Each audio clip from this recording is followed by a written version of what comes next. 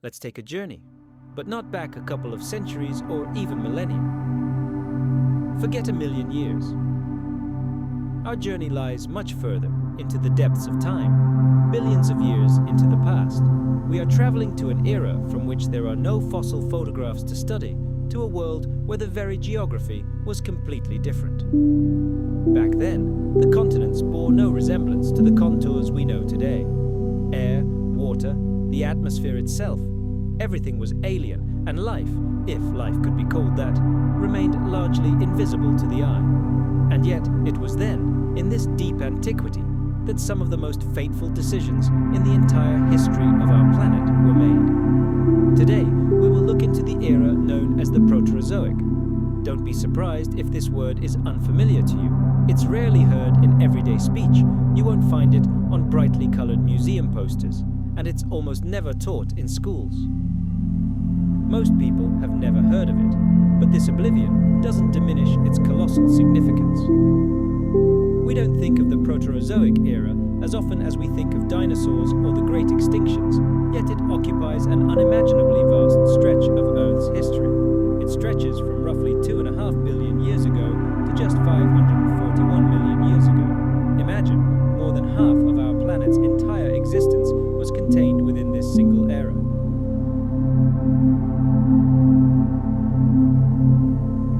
If you're ready to follow us, let's travel back to those times.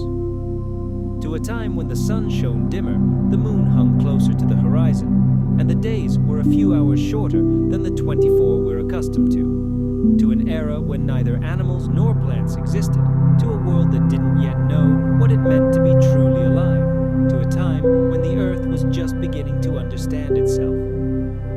Let's take our time. We have billions of years at our disposal, and it all begins with this ancient world, slowly awakening from its slumber.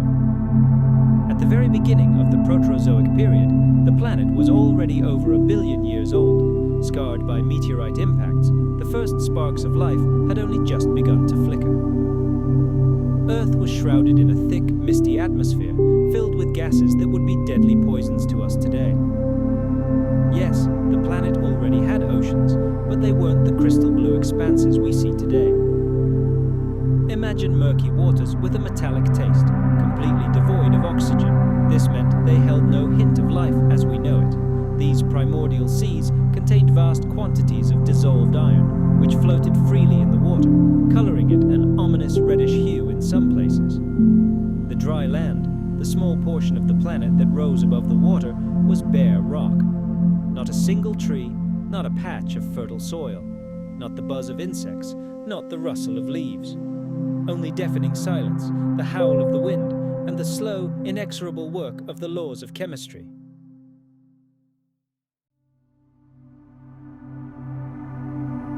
It wasn't a completely dead world, but it was incredibly quiet.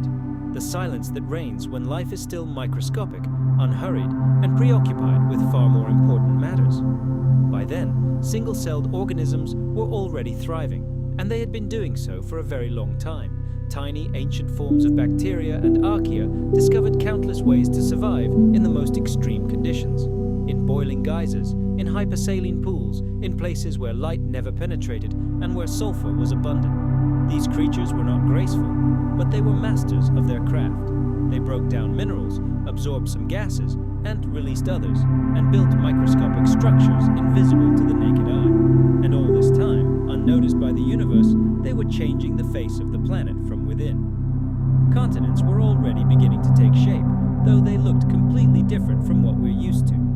Ancient supercontinents like Columbia and Nuna were already in the process of forming. They drifted slowly across the surface of the mantle, driven by convection currents churning within the Earth's molten interior. Plate tectonics was already in full swing, but they hadn't yet created the impressive mountain ranges or deep ocean trenches we see on modern maps. Instead, the land masses were low, flat, and pockmarked with volcanoes.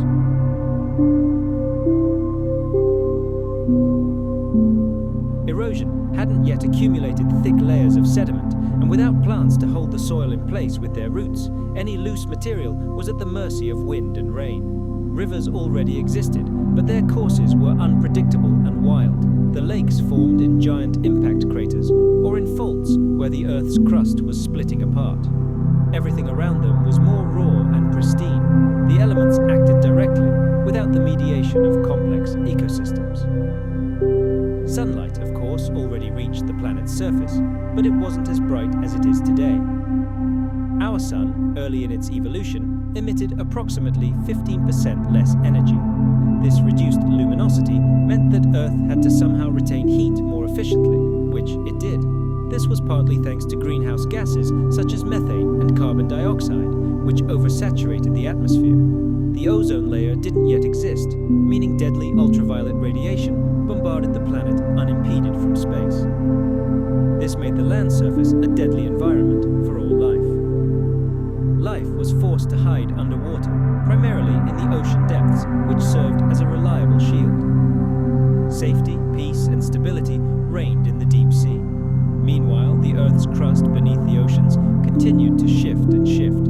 Early versions of continents had begun to form long before, but it was during the Proterozoic that the process of creating so-called cratons accelerated significantly.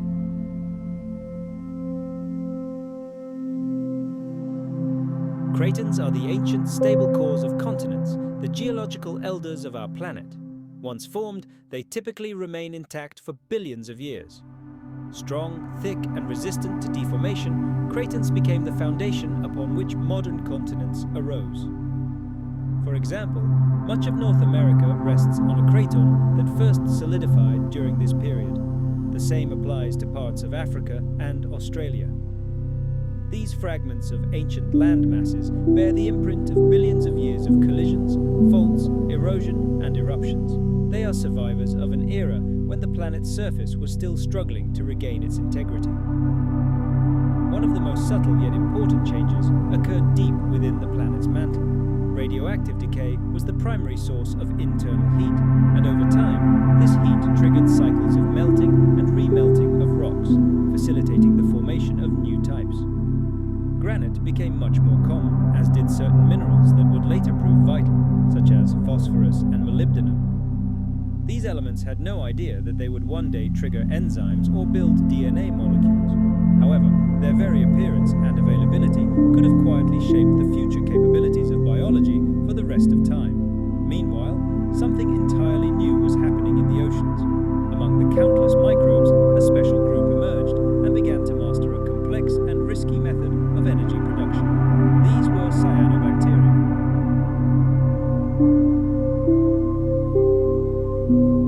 Without oxygen, many biological processes we take for granted today were simply impossible. Breathing, as we understand it, hadn't yet been invented. Instead, microbial life relied on other metabolic pathways that today might seem like science fiction. They used sulfur compounds, produced methane, and manipulated iron and nitrogen in ways that resembled complex chemistry experiments rather than survival strategies.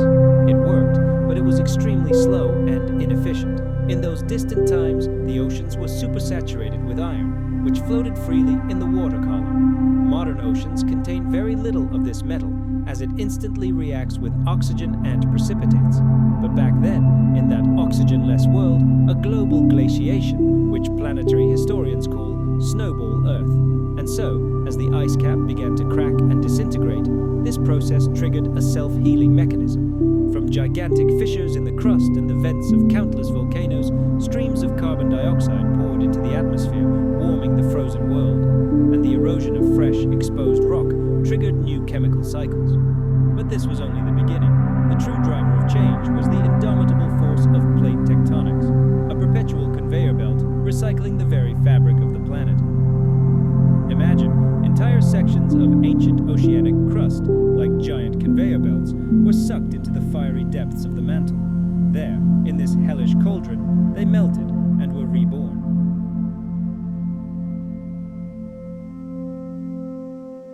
Meanwhile, new crust was being born at mid-ocean ridges, pushing apart continents and creating new ocean basins. This grand geological dance, lasting millions of years, constantly changed the face of the Earth. Continents rose from the sea depths, collided to form incredible mountain ranges. then slowly eroded by wind and water, only to one day rise skyward again. And this endless cycle of rock directly influenced life. It determined how many nutrients would end up in the oceans. Elements like phosphorus and iron, the building blocks of life, were released into the water precisely through the weathering of young mountains. This process enriched the rivers, which carried their bounty to the seas, triggering a veritable explosion of biological activity. The connection between stone and life, between tectonics and biology, reaches back to the most ancient times of our planet. Emerging mountain ranges altered the climate, influencing the amount of rainfall. The rains, in turn, increased erosion. This water, now saturated with minerals, fed rivers, which in turn carried this precious gift to the ocean, altering its chemical cocktail and transforming entire ecosystems. As continents tore apart, shallow seas and wide continental shelves formed, perfect cradles for new organisms to thrive.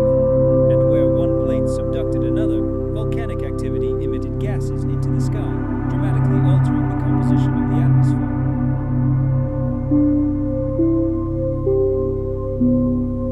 All these processes were inextricably linked, even if their impact was so slow that it seemed unnoticeable to a single generation of living beings. From the outside, the Proterozoic Earth might have appeared to be a frozen, unchanging world, but this was only an illusion.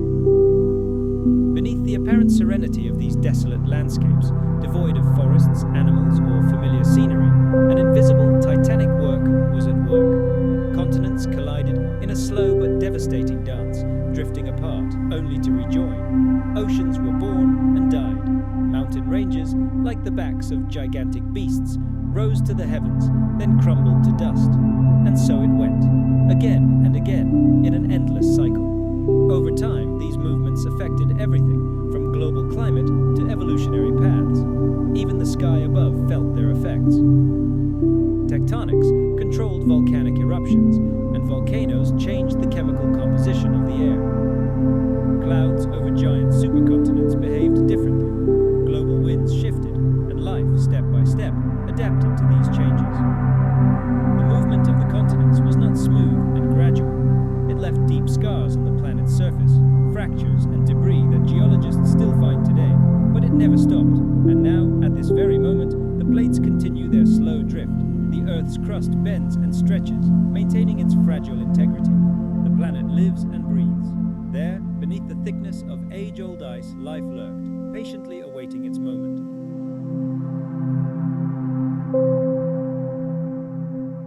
In the oceans, above the zones of slow continental collisions, in the chemical swirl of shallow seas, evolution continued its quiet and unnoticeable experiments, preparing for the next great breakthrough.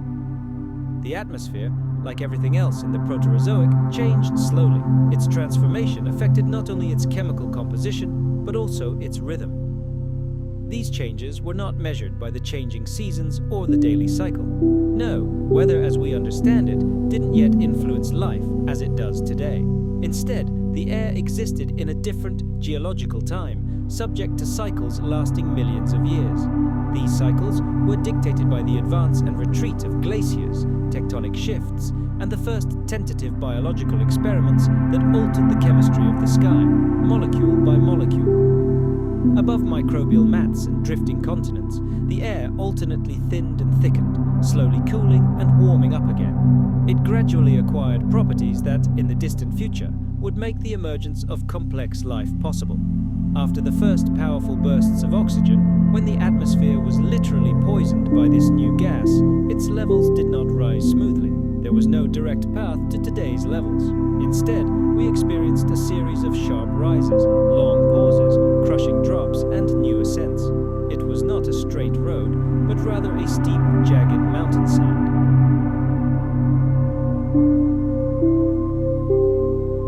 Oxygen became a key player on this stage, but it was only one ingredient in the ever-changing recipe of the planetary soup. For long eons, oxygen levels remained negligible. They were slightly higher than those of the Archean era, but infinitely lower than those breathed by future animals. Scientists estimate that during most of the Middle Proterozoic, atmospheric oxygen levels were tens, if not hundreds, of times lower than today. This was sufficient to oxidize rocks and cause corrosion in soils and sediments, but was completely insufficient to support rapid metabolism or large organisms.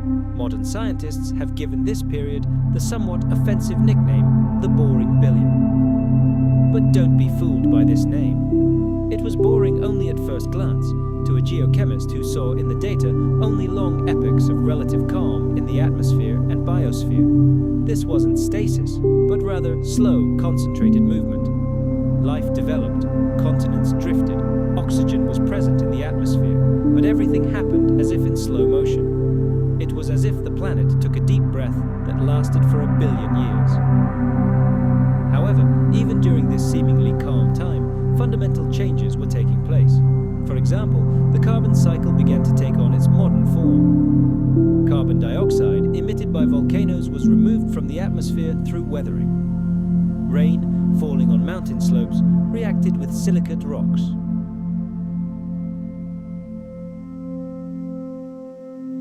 Before this epochal event, life was a prisoner. It could exist only in deep waters or in the shadows of rocks, hidden from the merciless sky.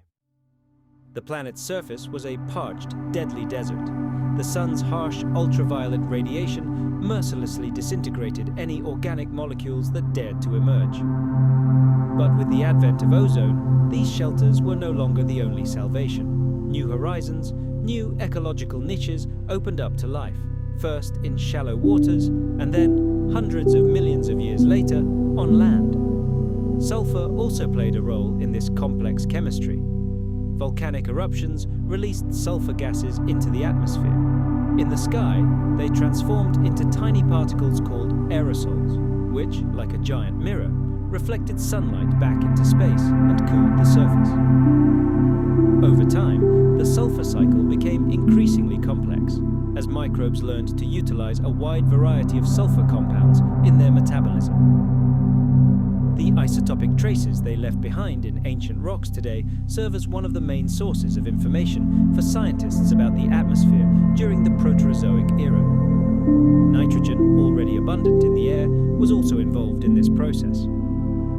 Biological nitrogen fixation, the ability of organisms to convert atmospheric nitrogen into a usable form, became increasingly widespread. This was a true revolution.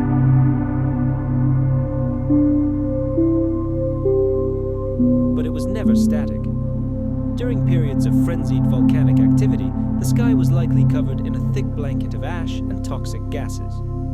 During ice ages, the air became crystal clear, and greenhouse gas emissions dropped sharply, cooling the planet even further. There were also brief but powerful surges in oxygen levels, similar to those that occurred at the very end of this long era. Let's travel back in time to the Neo-Proterozoic era. During those times, subtle yet fateful events unfolded on the planet. They were like brief flashes, hinting at a coming storm of change.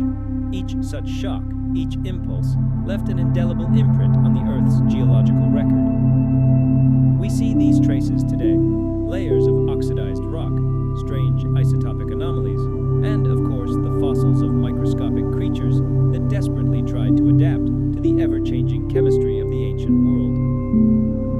Throughout this gigantic era, life remained in its infancy. Imagine a world without eyes, without nervous systems. Not a single creature could raise its head and consciously look at the sky. No one could appreciate the scale of this world. But while life slumbered in its cradle, the planet's atmosphere itself was slowly but surely transforming. The air was changing, becoming saturated with oxygen. Not yet, it was unbreathable, but everything was almost ready. The stage for the greatest drama in Earth's history was almost set. And now, the curtain began to rise.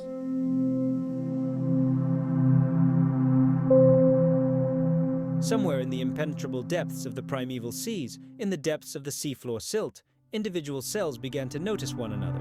But this wasn't the gaze of an enemy, nor the assessment of a competitor. For the first time, they saw their neighbor as a potential ally. They began to perceive themselves not simply as endless copies of one another, but as parts of something far grander. It may seem unthinkable, But for most of its history, life on Earth managed perfectly well without such a phenomenon as sexual reproduction. Sure, cells divided, their DNA duplicated, and offspring were produced, but the entire process was completely asexual. One cell simply became two became four, and so on ad infinitum. It was an incredibly fast, efficient, and remarkably reliable way to procreate. For primitive bacteria and archaea, it was more than enough. And even today, the vast majority of living organisms on our planet reproduce this way. But somewhere in the twilight zone of the Proterozoic era, a completely different strategy emerged. It didn't replace the old one, but it offered an alternative, more complex, more leisurely, and more risky. And this alternative changed absolutely everything. The emergence of sexual reproduction wasn't a sudden, explosive event. There's no fossil record of this historic moment. Imagine two tiny cells exchanging fragments of their genetic code for the first time. This moment isn't marked in any particular geological record.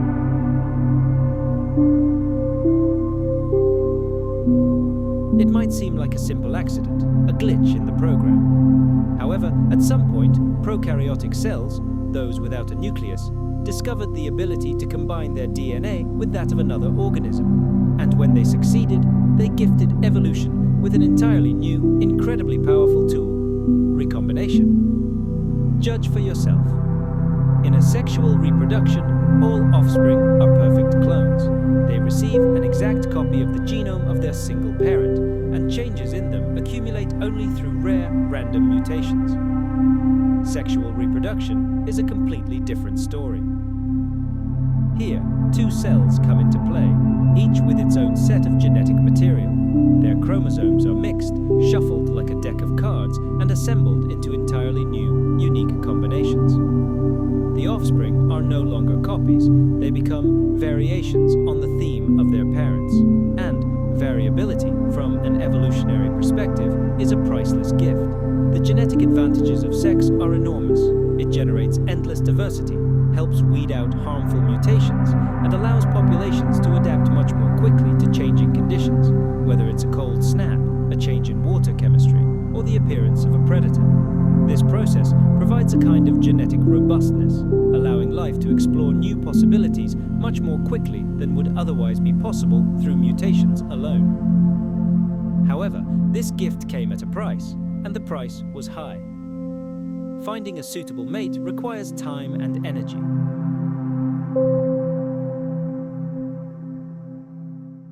Only half of the genome is passed on to the next generation, and any error in the process of reassembling the genetic code could prove fatal. For such a risky mechanism to take hold, its advantages had to far outweigh any disadvantages.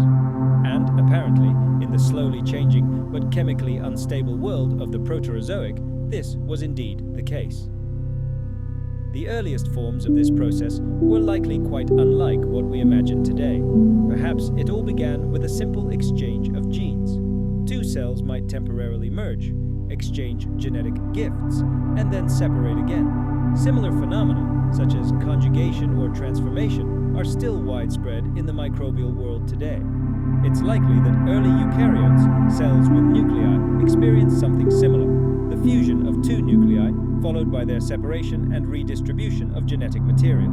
It was this seemingly chaotic process that gave impetus to the development of all complex life on Earth. Over time, these mechanisms became increasingly refined and organized.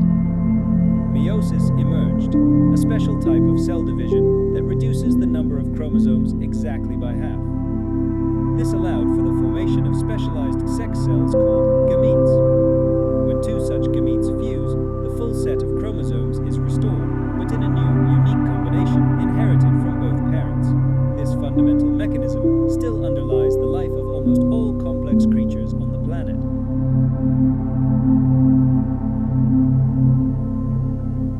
Sexual reproduction likely evolved hand in hand with other major innovations, such as the emergence of the cytoskeleton, cell signaling systems, and complex internal organelles. Each new level of organization opened up new avenues for interaction, coordination, and reproduction. Some of these ancient organisms may have alternated between sexual and asexual reproduction, switching between them depending on environmental conditions. others likely already possessed specialized gametes of varying sizes and functions. These were the first tentative steps towards sexual separation, the consequences of which were colossal, though they were far from immediately apparent.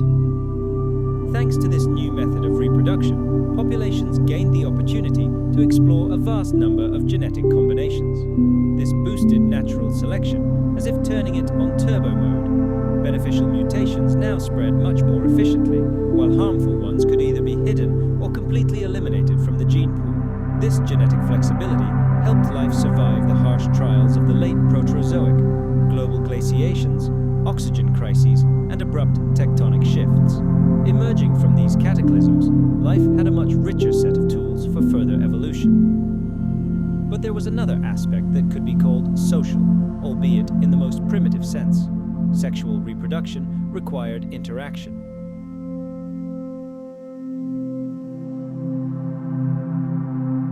It forced cells to learn to recognize each other, find compatible partners, synchronize their actions, and respond to chemical signals. This cooperation laid the foundation for future, more complex coordination. This skill proved vital when cells decided not just to live side by side, but to become part of a single, integrated organism. Unfortunately, there's almost no direct fossil evidence for the origin of sex in ancient eukaryotes. But we do have some clues. Several large microfossils from that period exhibit strange patterns of division and reunification that hint at something more complex than simple binary fission. Other fossils resemble modern algae, which are known to reproduce both sexually and asexually, and molecular clock studies, which estimate the evolutionary age of species based on genetic differences, indicate that this momentous event occurred over 1 billion years ago at the very heart of the Proterozoic era. We will never know which organisms were the first to undertake this risky experiment. We don't know what compelled them to take it, but they left behind a legacy that will outlive every species that has ever walked this planet. Every plant, every animal, every fungus, we all owe our existence to that ancient decision, that first fusion of cells, that long ago experiment in shared inheritance. And once it emerged, sex never went away.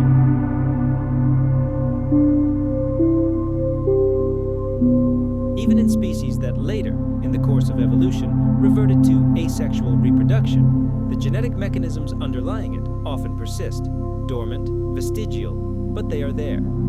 It is an eternal reminder that this was not just another adaptation, but the greatest turning point in the history of life. Before this, evolution had followed a limited number of paths. After this, the possibilities became virtually limitless. Changes weren't instantaneous or explosive. They accumulated gradually, almost imperceptibly. But with each new generation, gene combinations became increasingly complex and diverse. Life remained microscopic, invisible to the naked eye. There were no flowers, no mating dances, no parental care. Only tiny cells, drifting in the warm waters of ancient seas, exchanged genes, creating ever-new combinations. They paved the way for a world that had never before seen a single animal. For billions of years, life was the preserve of solitary creatures. A single cell was sufficient to survive. It found its own food, reproduced itself, and adapted to its environment. And this system worked perfectly. It continues to this day. Single-celled organisms still dominate the planet in terms of numbers, total mass, and metabolic activity. However, at some point during the Proterozoic era, some of these solitary cells decided to take a completely different path. They didn't just divide, they stayed together.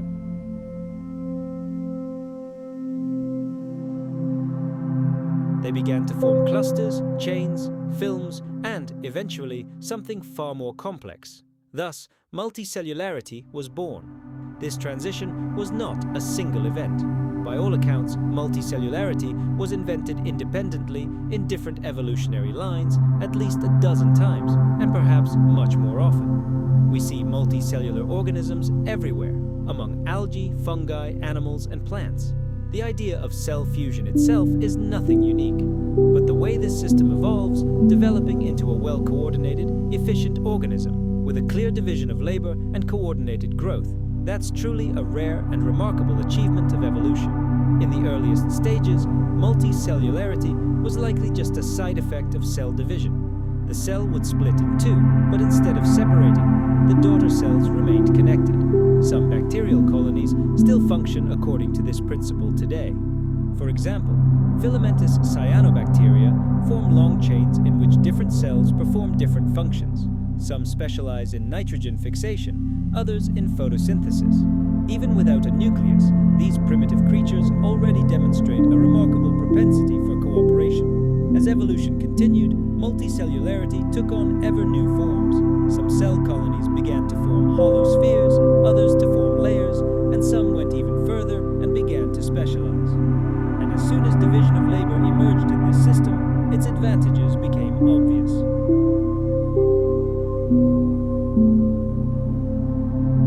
Imagine roles beginning to be distributed in this ancient world. Some cells take on the task of movement, becoming primitive muscles. Others specialize in processing food, becoming a living stomach. And still, others are responsible for the most important thing: reproduction. A living organism is now something incomparably more than just a chaotic accumulation of cells. It becomes a well-coordinated system, a single mechanism. However, such cooperation is a fragile pact. Cells had to learn to communicate, fairly divide the resources they acquired, and, essentially, enter into an agreement about who is responsible for what. Laws were needed to prevent any rebellious cell from grabbing a bigger piece for itself or from dividing uncontrollably, causing chaos. These early rules of cellular coexistence would eventually evolve into the complex systems we know today: how our tissues are formed, how growth is controlled, and even our powerful immune system. Some of the earliest physical evidence of this great unification is found in the fossil record: microfossils from the Proterozoic era. These aren't just clusters of individual cells.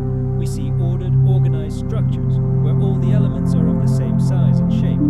This suggests one thing: their growth was coordinated, following a single plan. Some of these fossils are eerily reminiscent of modern red algae, while others form entire sheets or filaments of cells that apparently already performed various functions.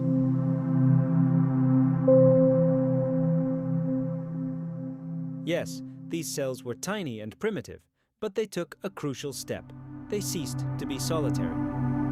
What pushed life to this fateful step? Part of the answer lies in energy. Long before, cells had developed true powerhouses, mitochondria. They allowed eukaryotic cells to produce far more ATP, the universal cellular fuel, than their prokaryotic predecessors could ever have imagined. With excess energy at their disposal, cells could afford the luxury of specialization, supporting their neighbors and engaging in far more complex collaborative projects. Of course, mitochondria didn't make multicellularity inevitable, but they paved the way for it. Another key factor was the planet itself. Toward the end of the Proterozoic, the atmosphere slowly but steadily became saturated with oxygen. This gas became a catalyst, allowing cells to extract energy from food with unprecedented efficiency, which in turn fueled their development and division of labor. Metabolism is the engine of life, and it is what allows large organisms to survive. Thanks to oxygen, cells could now grow deeper into the body, far from the surface, and still obtain enough energy to survive. Until this point, the vast majority of living things were doomed to remain tiny, flat, or form loose, short-lived colonies. The oxygen that now penetrated the interior allowed them to become more complex and survive. The first predators may have played a role in this drama.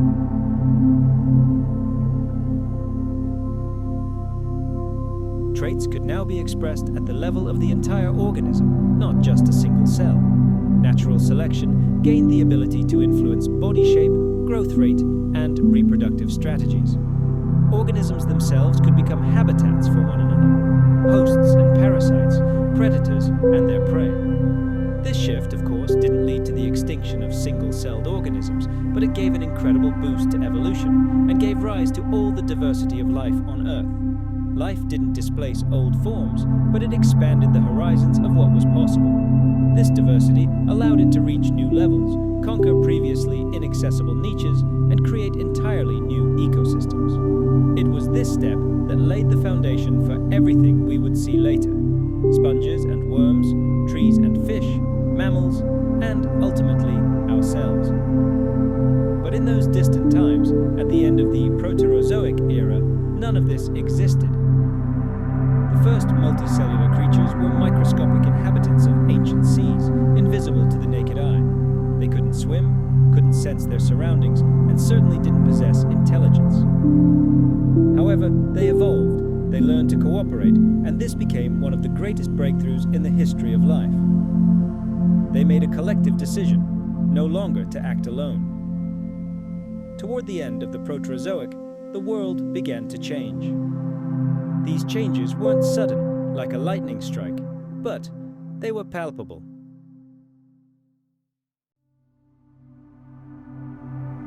After nearly 2 billion years of silence, when only the simplest cells dominated the world, the fossil record suddenly begins to reveal something new. We see patterns that speak not just of a cluster of cells, but of structure, organization, division of functions, and even of a design. These organisms weren't animals as we know them. They had no bones, jaws, or eyes. But they were larger, more complex, and, without a doubt, alive. This remarkable period in Earth's history is now known as the Ediacaran period. The Ediacaran and its enigmatic inhabitants are one of the most intriguing chapters in the Book of Life. The rocks in which their imprints are preserved date back to a relatively short time window, approximately 635 to 540 million years ago. This was a time when the planet was just recovering from a global glaciation. Glaciers retreated, atmospheric oxygen levels rose, and conditions suitable for larger organisms emerged. The ocean's chemistry also changed, providing new nutrients that provided fertile ground for the emergence of unprecedented life forms on the seafloor. The fossils we find in Ediacaran deposits are unlike anything alive today. These creatures had soft bodies, without any trace of a shell or skeleton. Many resembled flat, quilted mattresses, lying motionless on the seafloor. Others resembled fern fronds or discs. Some spent their entire lives in one place, while others may have been capable of slow crawling.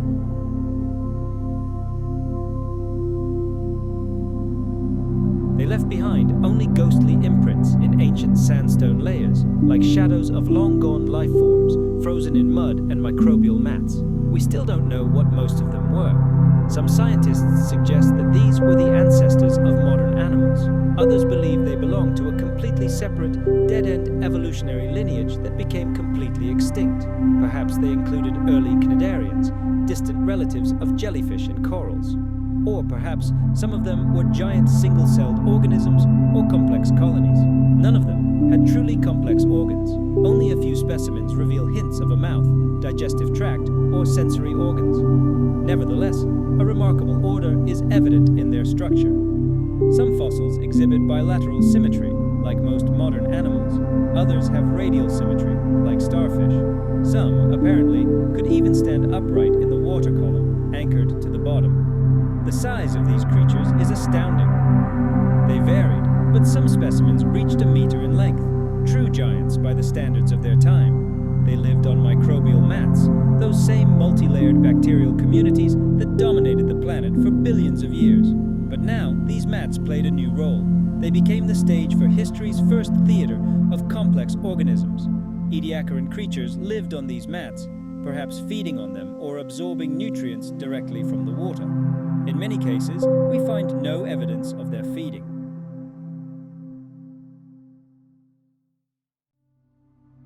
Perhaps they relied on osmosis, passively absorbing dissolved organic matter. It's extremely difficult to say with certainty. Some of these creatures moved slowly, perhaps by contracting primitive muscles or by the coordinated movements of their cilia. The tracks they left on the ancient seafloor provide eloquent evidence of their movement. These are simple, winding paths pressed into the soft mud. They don't indicate pursuit or flight. They merely indicate that these organisms purposefully changed their location, likely in search of better living conditions. Clearly, these were active creatures. These creatures weren't simply larger than their single-celled ancestors. They were incomparably more organized. Their cells weren't simply fused together. They followed a common developmental plan in which each cell specialized and tissues acted in concert. These were no longer theoretical constructs, but living, breathing experiments in evolution, leaving behind fossilized evidence. They represent a crucial intermediate stage, but remain incredibly mysterious. Only a few of them show signs of reproduction. We know even less about their internal structure. They had no skeletons, no teeth, no eyes. They don't fit neatly into any of the later evolutionary lineages. Some of them vanished without a trace at the end of the Ediacaran period, while others may have given rise to the incredible explosion of life we call the Cambrian.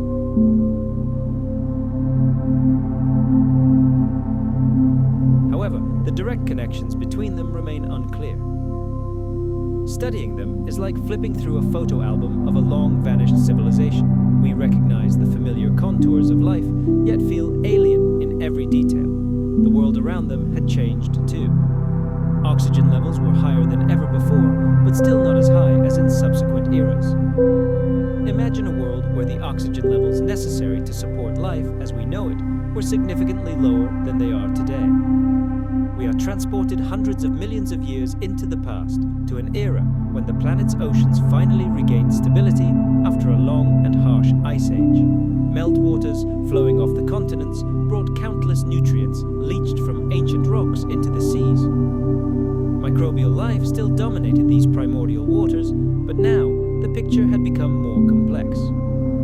Distinct zones and gradients emerged with varying amounts of light, oxygen, and food. This allowed ecosystems to separate into layers, each occupying its own niche. The great battles for survival were still waged at the chemical level, but now space itself, the habitat, became crucial.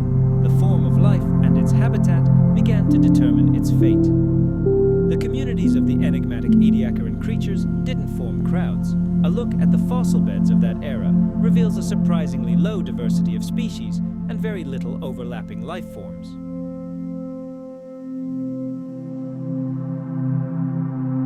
It seems as if each organism had its own untouched corner of the seafloor, which remained virtually untouched. It was a world free of bustle and overcrowding, yet vibrant and increasingly diverse. It was as if the biosphere were conducting a grand experiment, creating ever more bizarre constructs. And then, about 541 million years ago, they vanished. Their passing wasn't instantaneous. It stretched out over time, but it was inevitable. One by one, the strange, quilt-like life forms were wiped from the face of the Earth, giving way to a completely new world. A world that left behind other traces, burrows in the mud, footprints on the seafloor, and the first hard shells. These were the calling cards of far more active and mobile creatures, whose inner complexity surpassed their unassuming appearance. The Ediacaran fauna did not perish in epic battles. They were likely simply displaced. Perhaps they couldn't withstand the competition or were swept away by new environmental conditions, but their disappearance remains shrouded in mystery to this day. However, their brief presence on the planet is of colossal significance. They became a symbol of the turning point when multicellularity transformed from a theoretical possibility into a visible, tangible reality. At that moment, the rules of the evolutionary game changed again. The form of a creature began to directly correspond to its function, and true complexity began to shape the new face of the entire planet.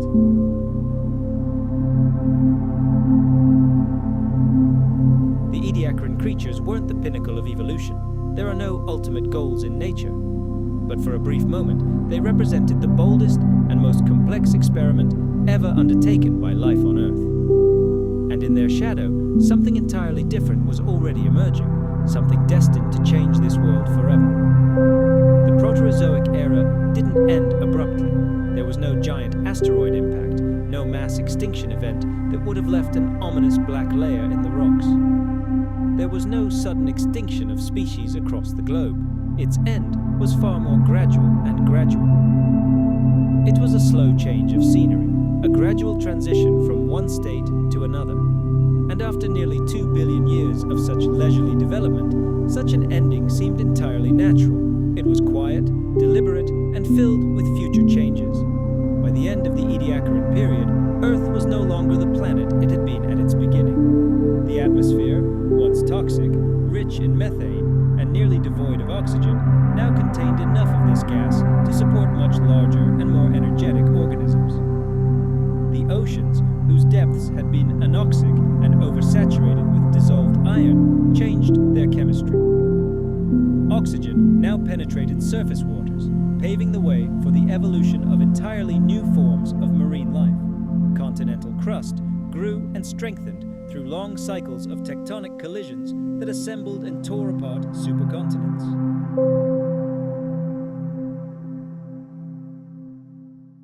The giant Rodinia arose and broke apart, and its debris, drifting across the planet, altered ocean currents and reshaped the climate. The biosphere, too, was transformed beyond recognition. Life had once been limited to microbes, but now it existed in a wide variety of forms.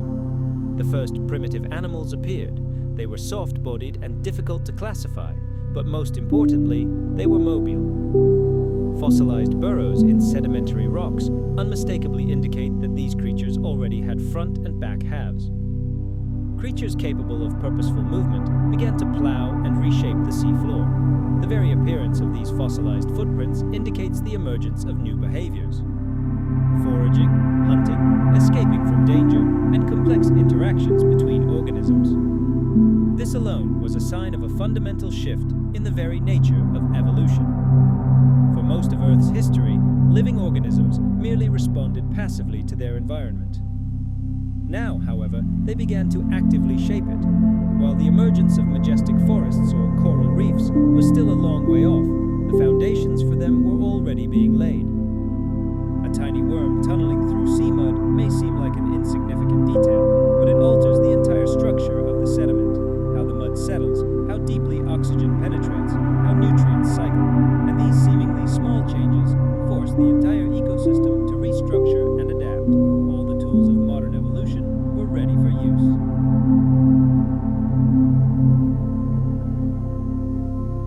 Sexual reproduction had emerged. Multicellularity was no longer a novelty.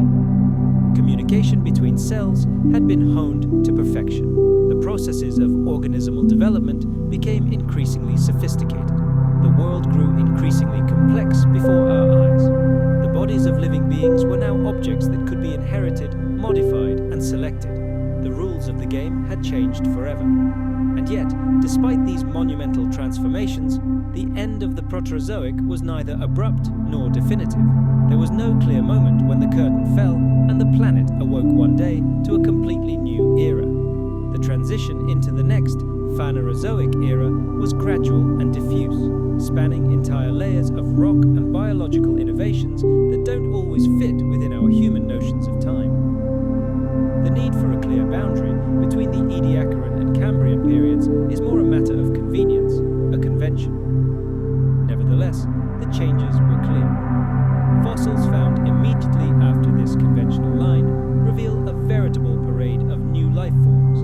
They include animals with bilateral symmetry, creatures with segmented shells, and organisms that moved purposefully and actively devoured each other.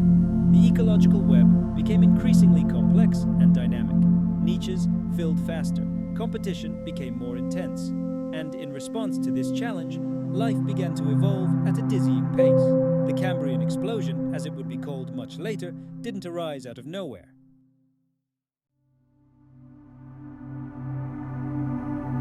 It was built on the foundation laid in the Proterozoic. Every feature that made complex life possible, atmospheric oxygen, new energy sources, mechanisms for cellular cooperation, sexual reproduction, and the diversity of forms, was all developed, tested, and perfected in the quiet, ancient seas of the previous era. Without the Proterozoic, there would be no vertebrates, no plants, no complexity at all that we see today.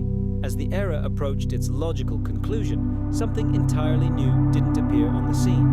Rather, a system reboot occurred. Organisms that had long maintained low diversity were now poised for explosive growth. Small changes in body shape could lead to colossal changes in function. Genetic material accumulated and was passed down from generation to generation, ripe for experimentation.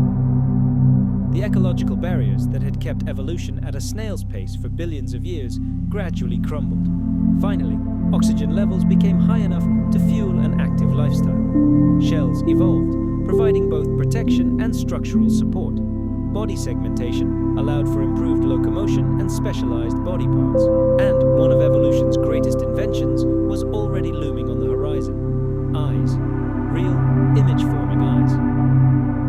At that very moment, the Proterozoic era came to an end. The world had not yet fully formed. The seafloor was still covered with carpets of microbes. In some hidden corners, the last representatives of the Ediacaran fauna clung to life.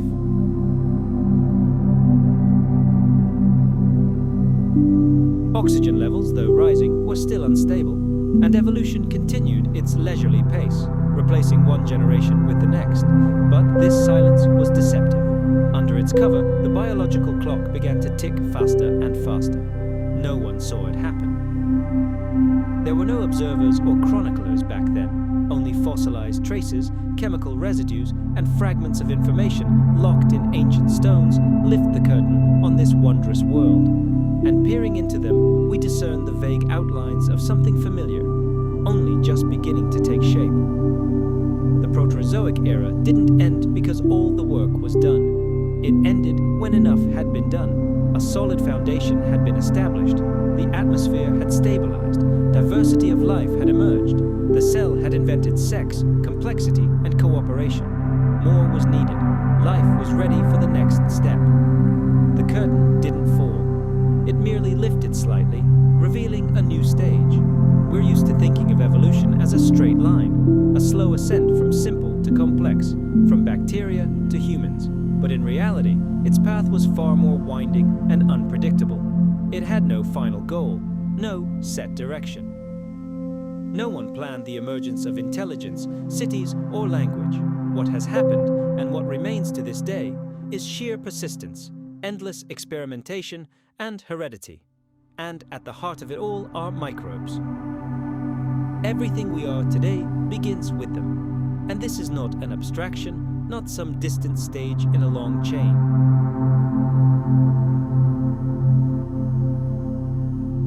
The connection is direct and biochemical. The cells that make up our bodies still retain the architecture of Proterozoic organisms. Our mitochondria, inherited from countless generations of eukaryotic ancestors, are direct descendants of once free-living bacteria. Our DNA is copied using mechanisms honed in ancient microbial colonies. Our metabolism follows pathways laid by cells that inhabited the oceans billions of years ago. You don't have to look far to understand how deep our microbial roots go.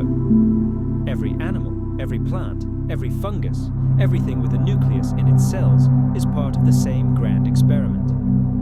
An experiment that began the moment one cell engulfed another and decided not to let go. All multicellular life arose from a choice that was repeated again and again, the choice to cooperate over division. This was the key to the future.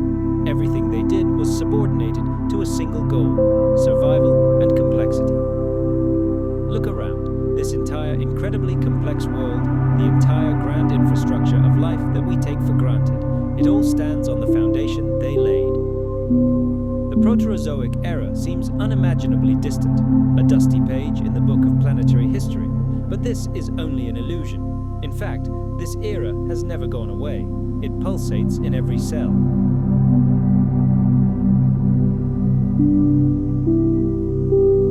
The very basic mechanisms that make our trillions of cells function as a single whole. The delicate membranes that separate the cell's inner world from the chaos outside. The very process of respiration, which converts oxygen into energy for growth and reproduction. All of these are the inventions of those first, simple organisms that inhabited the warm, shallow oceans at a time when even the continents had not yet acquired their familiar contours. Their enduring legacy surrounds us everywhere, woven into the fabric of the most ordinary things. Let's travel back to that deep antiquity. Long before nature armed the first animals with deadly spines and claws, long before living creatures had eyes to see and ears to hear, their unique blueprints were already laid out as the foundation of life itself.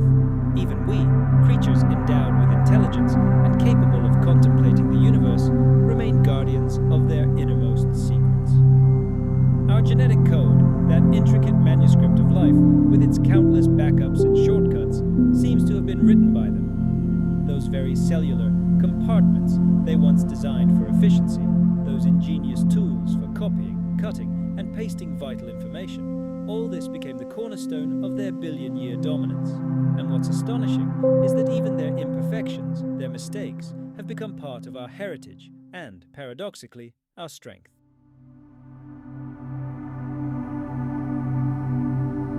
Random glitches in gene copying, which we call mutations. Misfolded proteins.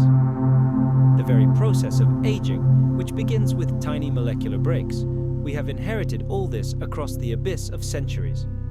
And it is precisely this capacity to err and change that has helped them become almost invulnerable. Imagine a world hostile to all life. These first microbes encountered conditions that would seem utter hell to us. The scorching heat of volcanic vents, deadly poisons in the water, long periods of famine, and a planet encased in ice. But they persevered. They completely rebuilt their metabolisms, rewrote their own genomes, adapting to unimaginable challenges. They survived all the great extinctions that wiped out entire kingdoms of life. Some of these ancient wanderers have come down to us virtually unchanged, while others have become an integral part of us. We do not stand alone. We are only a tiny part of their vast, invisible empire, and far from the most significant part of it. If we could weigh all life on the planet today, all its biomass, microbes would still win hands down. Their diversity surpasses all imagination. Right now, trillions of these creatures live in your body, on your skin. They scurry in the soil beneath your feet and even hover in the clouds high above.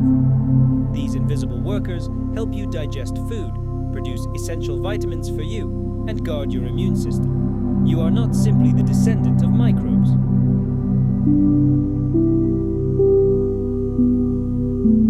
Right now, at this very moment, they outnumber you many times over. Looking back on that distant era, the Proterozoic, is like trying to untangle a tangle of the earliest, long-forgotten memories. It wasn't a time before life. It was a time when life itself was entirely different. It flowed slowly, it was silent, but no less rich and fateful for that. It simply played by different rules. The silence of those ancient oceans wasn't empty. It was filled with the hum of billions of evolutionary experiments, trials and errors, brilliant strategies that would echo into the distant future. Many of these experiments failed, sinking into oblivion. But the most successful became the very foundation upon which new, far more complex forms of life would rise. The most efficient methods of energy production, interaction, reproduction, and even communication. All of this was carefully preserved, honed to perfection, and passed on to future generations. And you and I are direct proof of this. We are the living result of this endless process. We are neither its crown nor its end. We are merely its latest continuation. And the fundamental laws that governed the world billions of years before the appearance of the first animal still govern us today. We breathe because billions of years ago, some microbes saturated the atmosphere with oxygen, and others learned to use it. We get energy from food thanks to ancient bacteria that became part of our cells.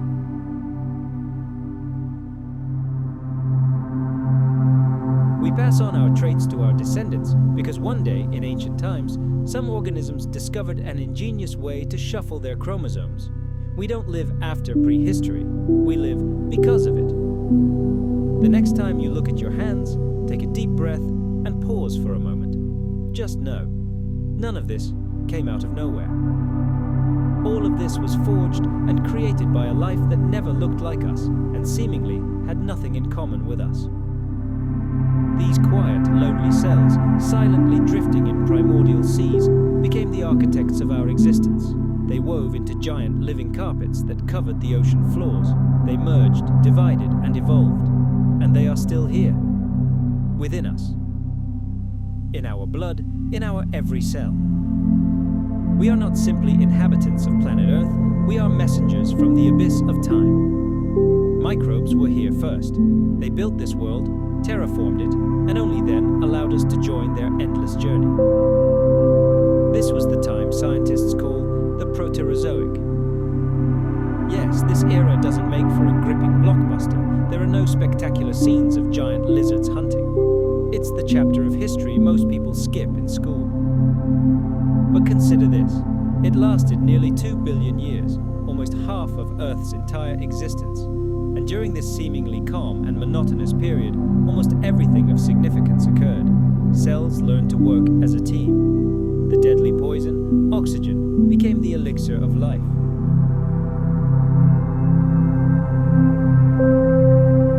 In those distant times, when the water contained virtually no free oxygen to trigger the oxidation processes we know today, it contained enormous quantities of dissolved iron.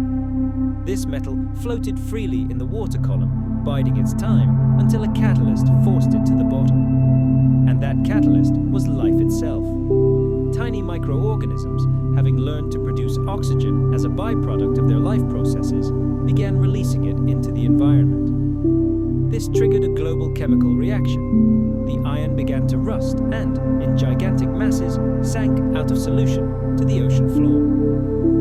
Thus, over hundreds of millions of years, colossal rock layers formed, which scientists call banded iron formations. These geological formations, like a chronicle, preserve the rhythmic cycles of iron accumulation, telling us an incredible story about the chemical balance of the ancient world, the rise and fall of microbial activity, and a planet undergoing a major chemical transition.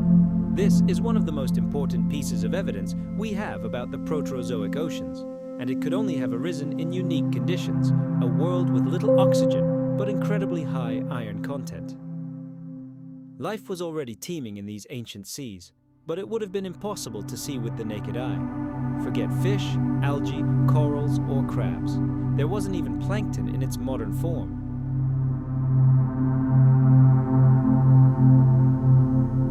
Their metabolism was so slow that their life cycles were measured not in hours, but in days or even weeks. But these creatures were incredibly resilient and played a crucial role in the ocean's chemical balance. In a world without large animals capable of digging and stirring up sediment, the seafloor was a dark and calm place where chemical gradients could develop over millennia. And the mastermind of this silent world was methane. Specialized microbes known as methanogens produced it as a byproduct, enriching the water and atmosphere. Methane is a powerful greenhouse gas, and its abundance likely served as a kind of blanket for the planet, trapping heat during an era when our sun was less bright. For most of the Proterozoic, Earth's atmosphere was likely a mixture of nitrogen, carbon dioxide, water vapor, and methane, with traces of oxygen. The interactions of these gases with ocean chemistry were incredibly complex. Any changes in microbial activity could have dramatically altered the composition of the atmosphere. And so, as photosynthesis picked up speed and oxygen began to enter the environment in increasing quantities, the planet's chemical balance was shaken. This process wasn't instantaneous. For millions of years, oxygen reacted with dissolved iron, methane, and sulfur compounds, disappearing almost as quickly as it was created. But the microbes continued their work, unaware of the profound consequences of their actions.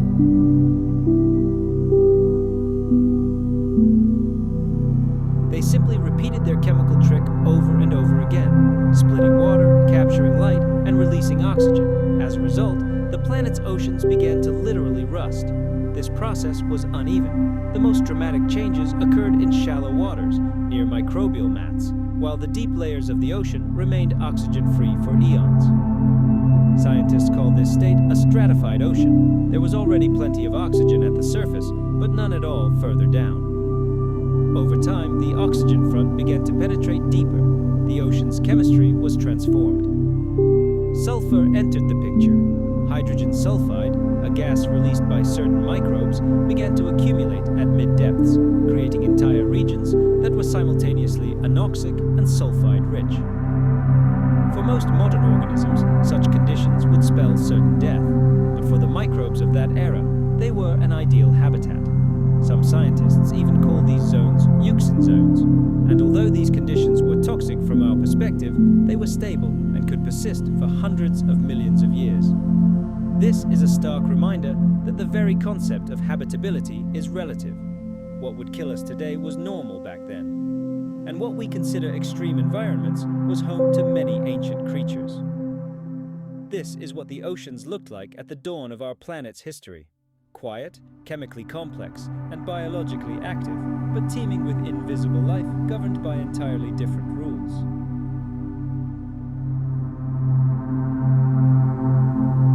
In these silent depths, a slow, invisible revolution in metabolism and energy utilization unfolded. It was here, in these vast expanses of water, that one of the greatest turning points in Earth's history would take place: the birth of an oxygen-rich world. This process wasn't a sudden event that would change the color of the oceans overnight. The Great Sea Rust, as it's sometimes called, was a long, slow transformation that forever altered the face of the planet. When oxygen first appeared in significant quantities, it wasn't a gift, but a poison, a true pollutant. The microbes, particularly the cyanobacteria that first began producing it, weren't doing so to promote the prosperity of future life forms. They were simply struggling to survive, having mastered a more efficient way to generate energy, capturing sunlight and splitting water molecules. Biologically, this was a stroke of genius, but chemically it had disastrous consequences. Free oxygen is an incredibly reactive element. It can't simply exist on its own. It craves to react with other substances, especially metals like iron. And iron, as we recall, was abundant in ancient oceans. It floated freely in the water, giving it a greenish or brownish tint. But with the advent of oxygen, the rules of the game changed. Every microorganism, pursuing the same goal, survival and energy, saturated the ocean with oxygen, which immediately reacted with the dissolved iron.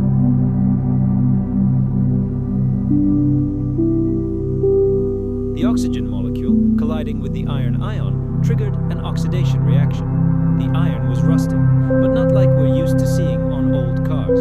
These were microscopic particles of suspended matter. The oxidized iron became insoluble and slowly, like snow, fell from the water column. Over time, these particles settled on the seafloor, forming layer after layer of iron-rich sediment.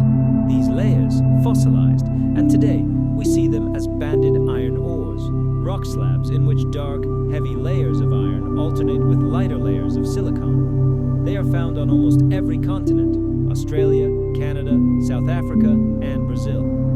They vary in thickness and color, but all are silent witnesses to the long and inexorable chemical shift in our planet's oceans. This process wasn't smooth. It occurred in waves. Periods of sharply increased oxygen production were followed by lulls. Sometimes oxygen was widespread enough to oxidize vast swathes of the ocean. At other times, it remained trapped near the microbial mats that had generated it. The Earth, one might say, was learning to breathe, taking its first ragged, convulsive breaths.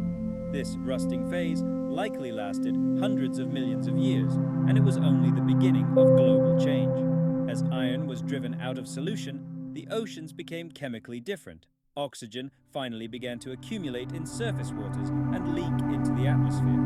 There, it encountered methane, previously the primary greenhouse gas.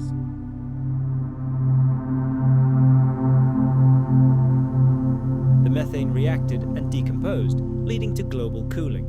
But even before that, the advent of free oxygen created entirely new conditions for life. Dark times arrived for many anaerobic organisms, for whom oxygen was a deadly poison. It destroyed their enzymes and disrupted their metabolism. For a time, much of the biosphere was poisoned by the very gas we depend on today. Entire branches of evolution were likely wiped out, unable to adapt to the new, hostile world. But not everyone surrendered in the face of this new threat. Some microbes found the strength to fight back. Special enzymes emerged within their tiny bodies, a kind of chemical shield that learned to neutralize toxic oxygen molecules, transforming the poison into something harmless. Others chose a different path, one of retreat. They plunged deeper into the seafloor sediments, away from the deadly sunlight and the new invisible threat that had dissolved into the water.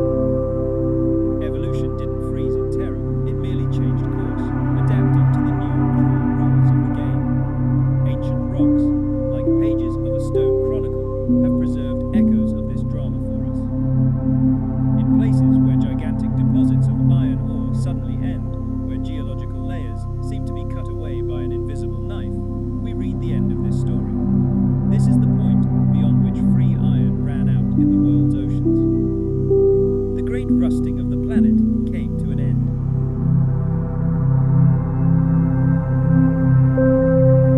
Oxygen had done its work. It had cleansed the seas of dissolved metal, leaving behind a completely new, transformed world. And now, perhaps for the first time in Earth's history, a truly large-scale accumulation of this gas could have begun in the atmosphere. This event, which scientists call the Great Oxygenation Catastrophe, was not a sudden explosion. Rather, it resembled a long, grueling game of strategy, with prolonged periods of calm and abrupt, unpredictable plot twists. Nevertheless, this was a turning point in the planet's history. In a geologically short time, the Earth's chemical composition changed beyond recognition. The oceans transformed from a murky, iron-rich, and toxic sludge into something entirely different, an environment capable of supporting far more diverse and complex life forms. Even the color of the seawater changed. Without the iron that gave it a rusty hue, it likely became clearer and purer. When oxygen levels in the water rose even slightly, microbial communities began to flourish. Sunlight could now penetrate deeper, creating new ecological layers, new arenas for the struggle for survival. If we were to look at Earth from space at that moment, it would seem familiar. Blue oceans, gray continents, white swirls of clouds. But beneath this familiar surface, a true chemical revolution was unfolding, and there was no stopping it. Oxygen had gained a foothold, and there was no turning back.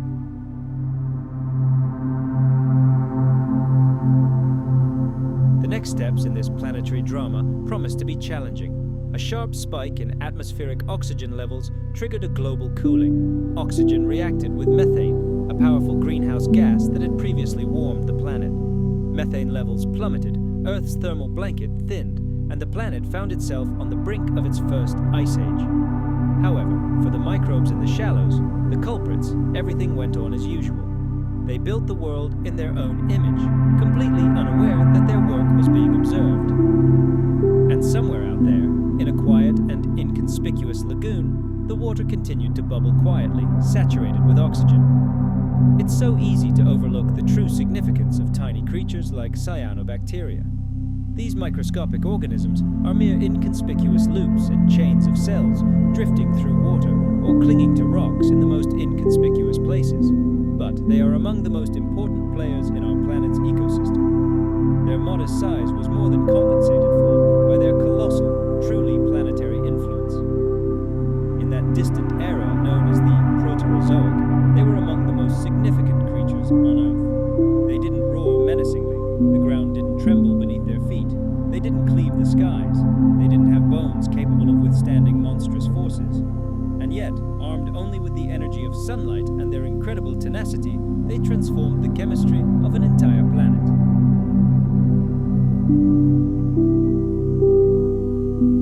Cyanobacteria weren't the first living things. By the time they arrived, life on Earth had already existed for over 1 billion years, but they were different. They discovered oxygenic photosynthesis, an ingenious biochemical trick that allowed them to absorb carbon dioxide and water, capture the energy of the sun's rays, and use it to produce sugars, food.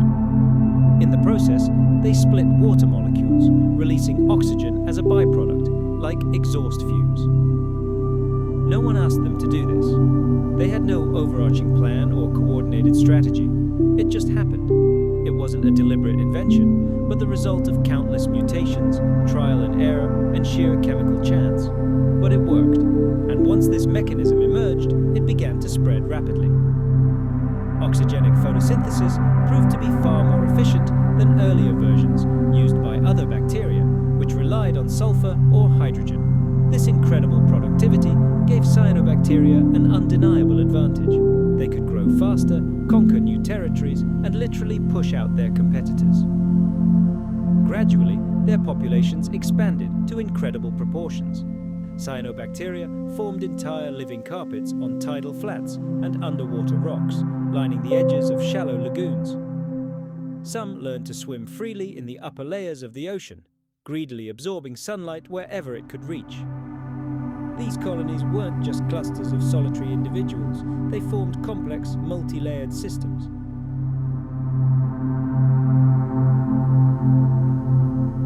Beneath the top layer of cyanobacteria lived other species of bacteria, feeding on their waste products or exploiting the wavelengths of light that penetrated the upper layer. Together, these microbial communities created stable and incredibly resilient ecosystems. They formed gradients of light, oxygen, and nutrients, recycling the elements and constructing complex structures. Over time, these ecosystems even began to influence geology, fostering the formation of stromatolites, the dome-shaped, layered rocks that paleontologists still find in fossil deposits. Stromatolites are more than just geological curiosities. They are physical evidence of vibrant microbial life preserved for millennia. These layered rocks accumulated layer upon layer as microbial mats trapped sediment, secreted minerals, and protected themselves with mucus coatings. The result was a multi-layered tower of biology and geology, a silent monument to the resilience of simple life. In the early Proterozoic, stromatolites were everywhere. They covered shallow seas, stretched along coastlines, and formed reef-like structures. These ecosystems were among the most widespread on the planet. Yet, their true legacy lay not in the rocks they left behind, but in the air we breathe. The oxygen these microbes released initially had little noticeable effect on the atmosphere. It was greedily consumed by iron dissolved in the oceans, volcanic gases, and decaying organic matter.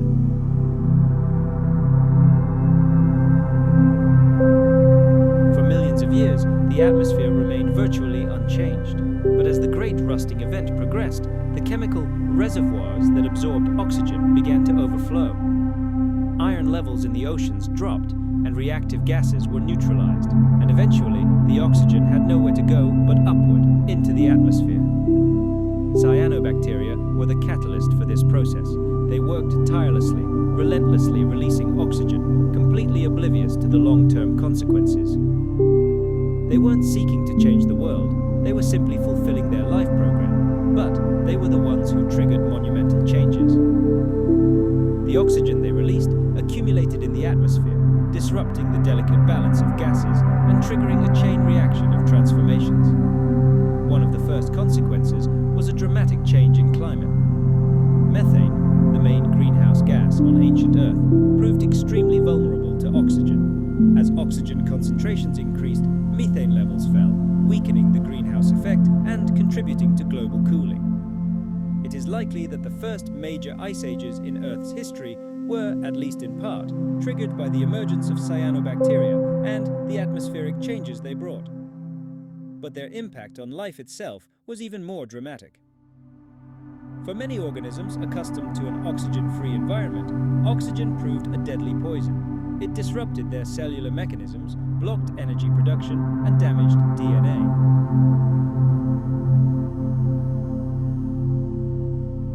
Every breath we take contains oxygen, which exists thanks to them, and not only because they produce it now, but also because they began their great transformation back in the Proterozoic, covering the Earth with thin blue-green layers of life. This was one of the most fateful events in the history of our planet. For such a fundamental aspect of our world as oxygen, it was a rather unexpected debut. No one expected its appearance, and for many of the oldest organisms on Earth, this was an unpleasant discovery. What we today call the Great Oxygenation Event. The Great Oxidation Event, or GOE for short, was far from a joyous occasion for the microbial world that dominated the planet. In many ways, it marked the beginning of a slow but utterly inexorable process that threatened the complete annihilation of entire microbial empires. And yet, it all began so innocuous. Let's travel back billions of years. In the ancient oceans, cyanobacteria, tiny living organisms, mastered an amazing feat: photosynthesis. As a byproduct of their life processes, they began releasing oxygen into the environment. At first, this gas posed no threat. It was in minuscule amounts, and the planet, like a giant, dry sponge, instantly soaked it up. The free oxygen immediately reacted with iron dissolved in the oceans, with gases erupting from volcanoes, and with decaying organic matter. Imagine water spilling onto parched land. The system absorbed it completely.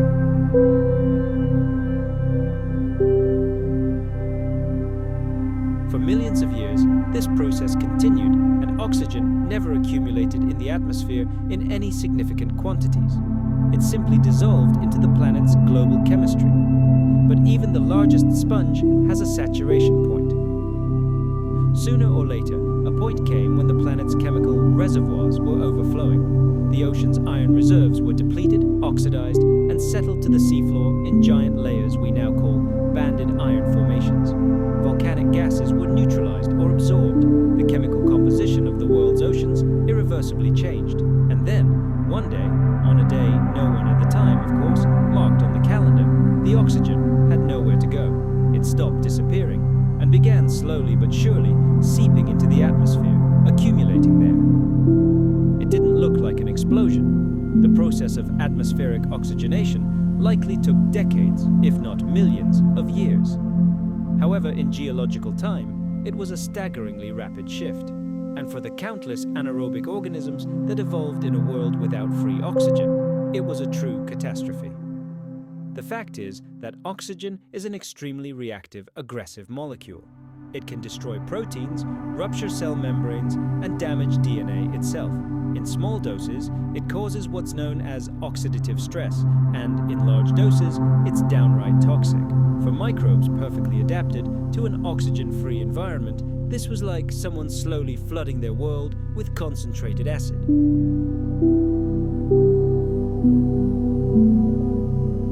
Entire microbial ecosystems collapsed under this onslaught. Others were driven to the very fringes of life.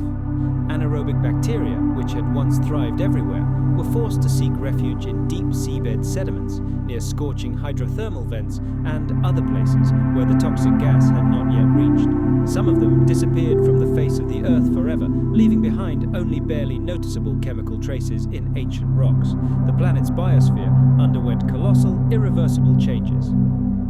Only those who managed to adapt to the new deadly conditions survived. But on a planetary scale, the consequences of these changes were only just beginning. Methane, one of the key greenhouse gases warming the Earth under the rays of the dim young sun, began to rapidly break down in the presence of oxygen. The atmosphere began to cool. Ice began to form at the poles, reflecting sunlight and further cooling the planet. It's quite possible that these ice caps spread all the way to the equator. Earth likely experienced one of the first global glaciations in its history, or at least a dramatic climate collapse. It was the birth of a new era. The interplay between biology and climate, between the metabolism of tiny microorganisms and the temperature of the entire planet, all of this ushered in a new stage in which the Earth began to regulate itself in complex, dynamic, and sometimes incredibly violent ways. Oxygen also had a profound impact on the chemistry of the atmosphere itself.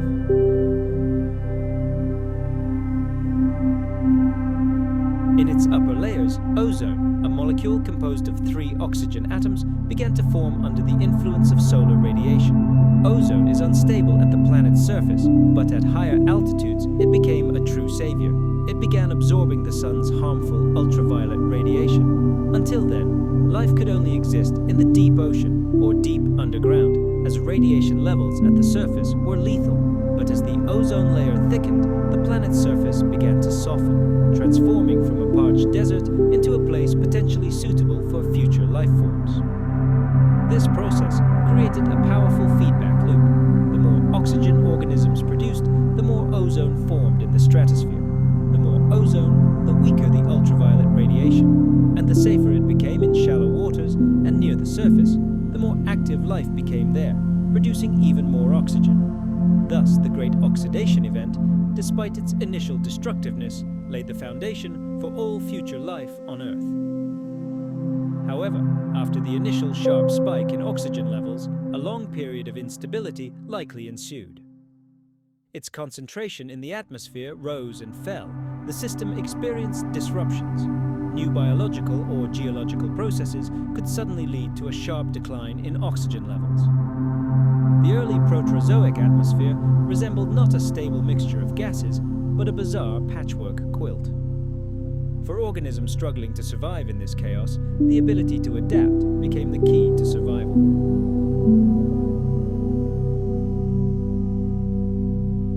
The very term oxygen depletion sounds almost like a medical diagnosis. But for most of Earth's inhabitants at the time, it was more like a slow poisoning, followed by an agonizingly long recovery. Even for those who survived, the world changed forever. Entirely new metabolic strategies had to be developed.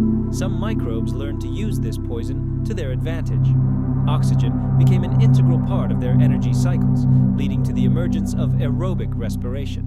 This process proved incredibly efficient, far more efficient than the old anaerobic pathways.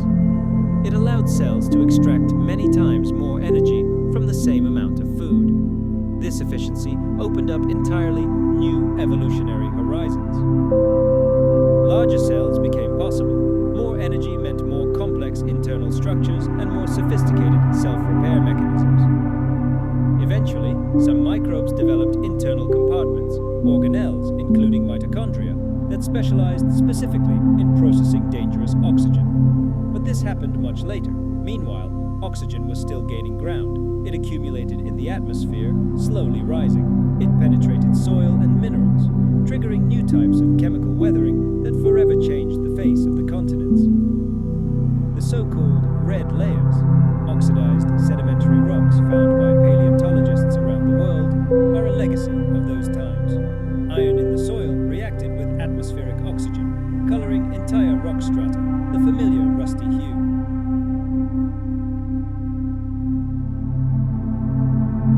It's strange now to imagine the oxygen we breathe as a deadly environmental toxin. But in the early Proterozoic, that's exactly how it was. It caused mass extinctions, reshaped ecosystems and climates, leaving an indelible scar on the planet's geology. And yet, it made the emergence of the modern biosphere possible. Of course, no one was thinking about the future back then. The planet simply took a sharp turn. Life was still microscopic, but its waste products transformed the atmosphere, the oceans, and the entire world. They set the course of evolution for billions of years to come, and all of this happened without any plan or purpose. Just cells floating in shallow water, soaking up sunlight, and doing what they always did. Inhaling carbon dioxide, exhaling oxygen, and leaving the rest of the world to deal with the consequences. The sky above early Proterozoic Earth was boundless, but it was nothing like our own. Depending on the precise moment you found yourself on that wet, rocky surface, and the precise composition of the gases in the atmosphere, you might have seen a sky tinged with hues more reminiscent of science fiction than reality. It wasn't the pale blue horizon we're accustomed to, but something darker, heavier, and constantly changing. The skies were undergoing a great transformation, and like everything else in the Proterozoic, it seemed to unfold in slow motion.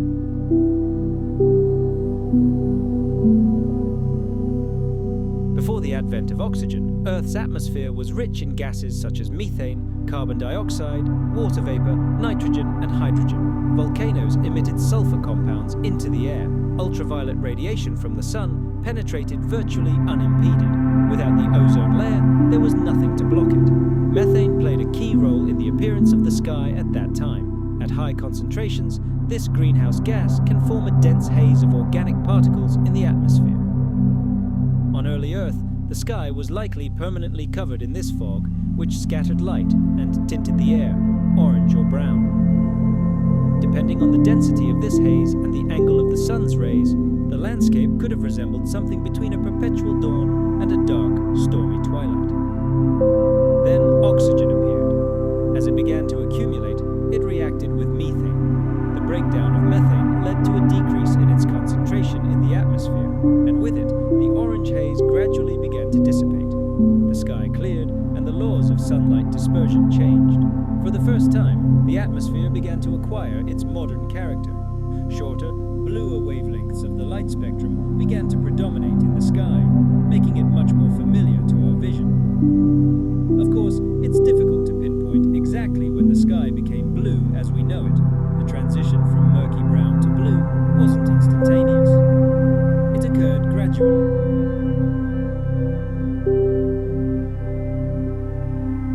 As the old haze melted and a new transparency emerged, sunlight would have filtered through the changing mixture of gases, and we would have begun to notice the blue color we associate today with an oxygen-rich atmosphere.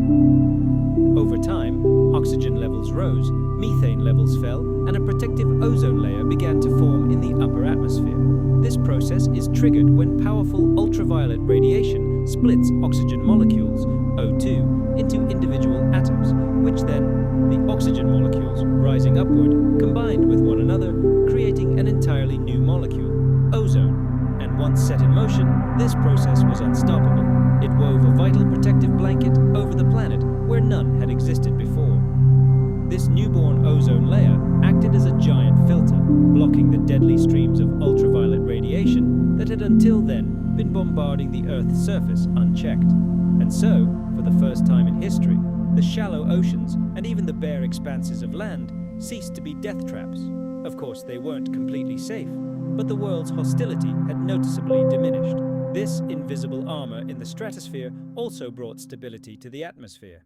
Now that the planet was protected from the harshest radiation, the fragile organic molecules on the surface had a chance to live longer.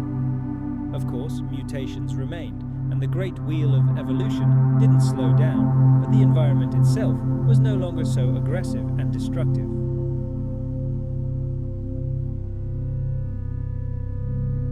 This colossal change, in turn, opened up new horizons for microscopic life, new ecological spaces just waiting to be explored.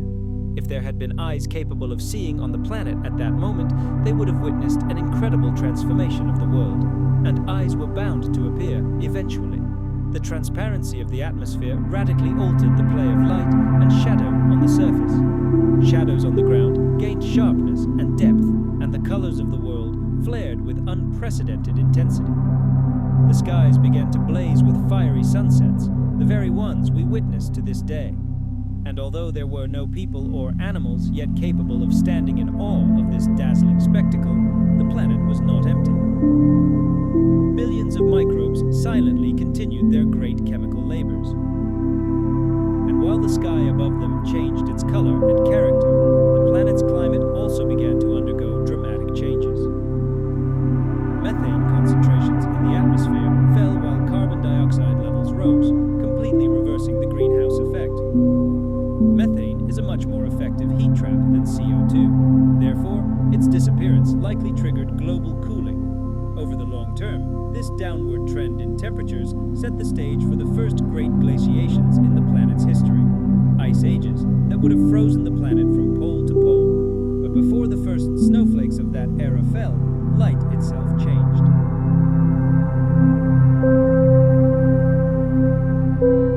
Ancient stones. Witnesses of those times, unfortunately, cannot tell us anything about the sky. They remain silent about the exact shade of blue that dominated the air above the first continents, or how the sun's rays played across the surface of ancient stromatolite reefs. But they do provide invaluable clues. The so-called red layers are iron-rich deposits. They form when iron in soil and sediment reacts with oxygen from the atmosphere. Their very existence is irrefutable proof that oxygen was already present in the air in enormous quantities. It was enough to alter the very process of rock weathering and leave this eternal, rusty red mark in the geological record. The very idea that the sky's color is the result of chemical processes may seem strange to us today. We take it for granted. Looking up, we expect to see blue during the day, fiery colors at sunset, and star-studded blackness at night. But it wasn't always so. The entire visible world is the result of a complex interaction of atmospheric gases, the angles of light incidence, and the reaction of molecules to radiation. In that distant Proterozoic era, the sky was still deciding what it would look like, and gradually, step by step, it acquired the appearance we consider normal today. Meanwhile, below, in the microscopic world, life went on as usual, oblivious to the changes in the upper atmosphere. The oxygen revolution was far from complete.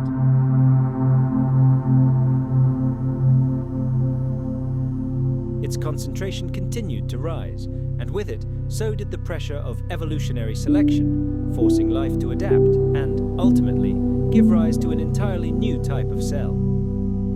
These ancient communities had no blueprints or plans. They had no scaffolding, no tools, no architects as we know them. But even without all of these, they managed to leave an indelible, monumental mark on the planet's landscape. Long before corals, giant reefs, termite mounds, or human megacities arose, colonies of bacteria began constructing their own unique structures. These remarkably primitive organisms built living structures, layer by layer, cell by cell, and spread across the globe. They found refuge in sunlit shallows, on tidal flats, at the edges of lagoons, anywhere where there was access to light and the water was calm enough. At first, these bacterial mats were thin, like sheets of living photosynthetic film. The microbes clung to the surface, held together by sticky secretions. But over time, their communities became increasingly complex. Their structure developed verticality, creating multi-level communities, each floor experiencing its own unique conditions of light, oxygen concentration, nutrients, and waste. This was true chemical zoning. Cyanobacteria dominated the upper floors of this living skyscraper. They did the hardest work, greedily capturing sunlight, breaking down water, exhaling oxygen, and synthesizing nutritious sugars.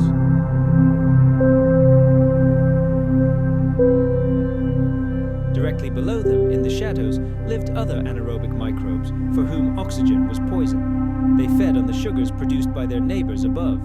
Hydrogen sulfide consumers, nitrogen fixers, fermenters, each had its own unique role in this complex ecosystem. The deeper we delve into the mat's structure, the less oxygen remains. In these oxygen-free depths, the microorganism's metabolism changed dramatically. Instead of producing, these organisms destroyed and recycled. They decomposed organic matter, returning it to usable forms for the inhabitants of the upper layers.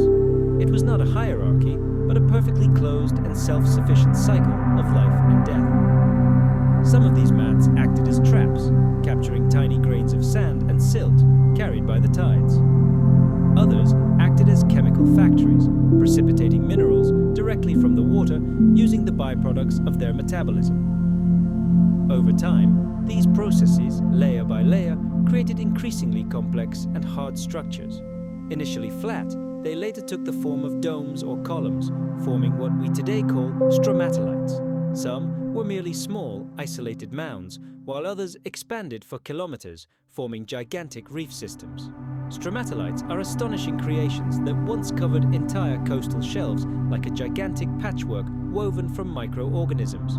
Today, they are a great rarity, true living fossils.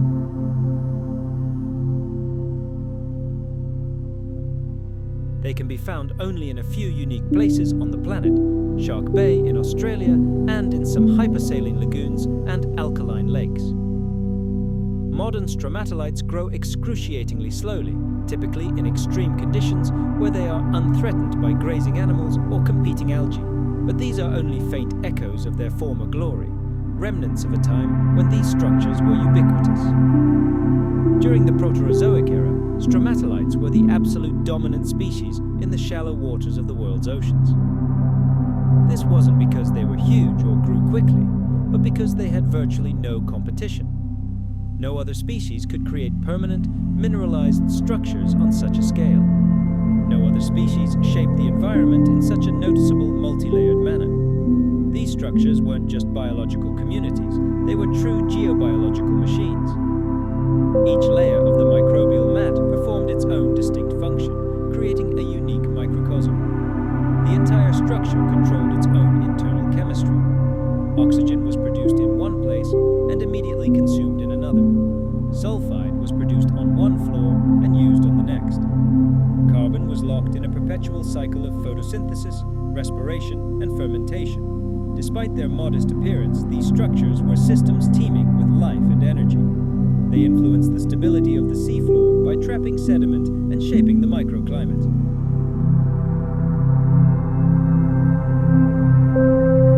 There were no wings to cut the air, no fins to rip through the water. The very concept of movement as we know it was absent. No one pursued prey, and no one fled in a desperate attempt to survive. There was no vision as such, no response to light beyond the simplest molecular processes. And yet, life not only existed, it thrived. The Proterozoic era was an era of total microbial dominance, a world of the invisible. Almost all life on the planet was tiny, consisting of a single cell. The diversity of life was colossal, but all this riot occurred on a microscopic scale.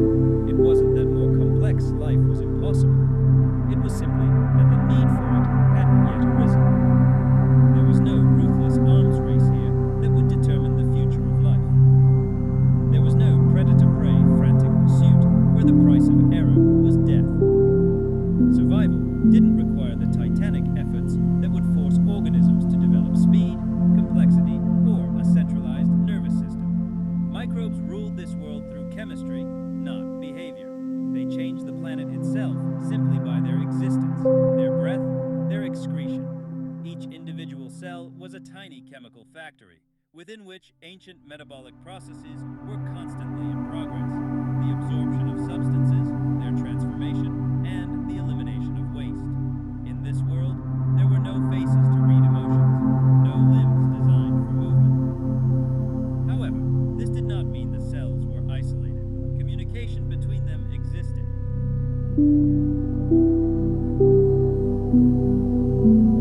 Invisible streams of chemical signals, like orders, rushed from one cell to another. These chemical gradients governed the lives of microbes, directing them where to go when the time came to grow and divide. They did move, but only when absolutely necessary. Some were equipped with flexible, whip-like flagella that allowed them to quickly move towards sources of nutrition or away from dangerous chemicals. Others simply drifted with the currents, becoming passive travelers in the vast ocean. Some clung tenaciously to the surface, while others sank to the bottom and waited for better times.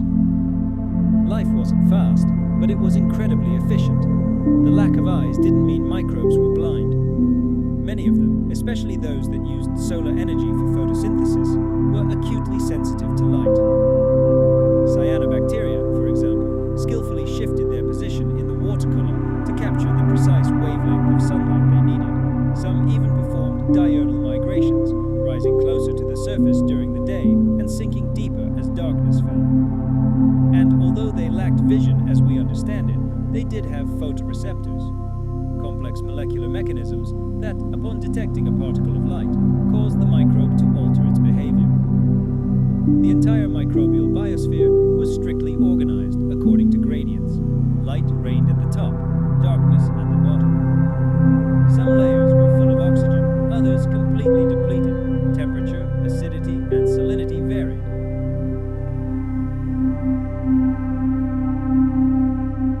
And every layer, every niche, was populated. Microbes specialized for survival in specific, sometimes extreme conditions.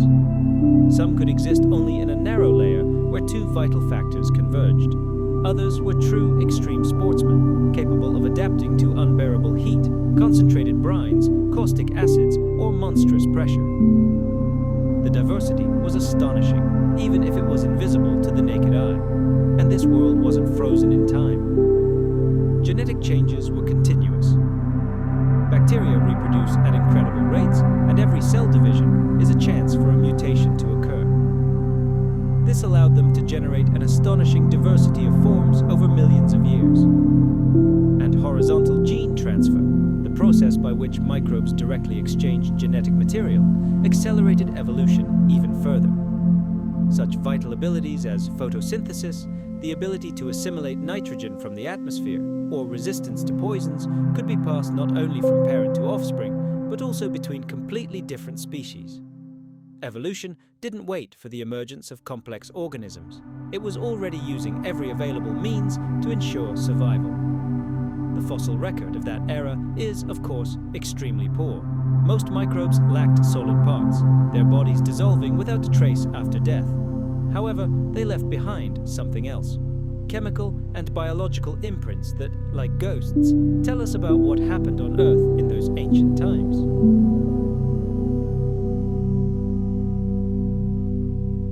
The presence of certain molecules, biomarkers, indicates the existence of specific bacterial species.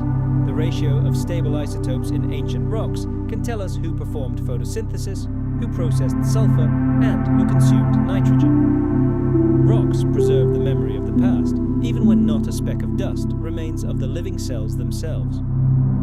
Sometimes, in miraculously preserved microbial mats or sedimentary rocks, we can even find physical traces of ancient life.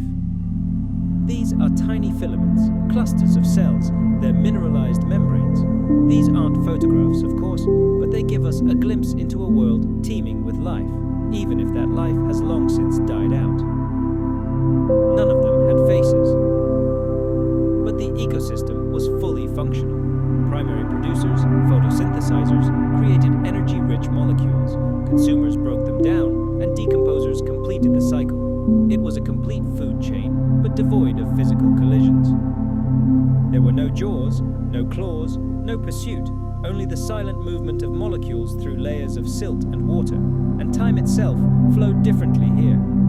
Without a complex nervous system, there was no consciousness, no memory, no ability to plan for the future. Cells simply responded to external stimuli in real time, obeying the laws of chemistry. Signal, change, reaction. Such was the rhythm of this life. And for all its apparent simplicity, this system was incredibly resilient. It existed in this form for over 1 billion years.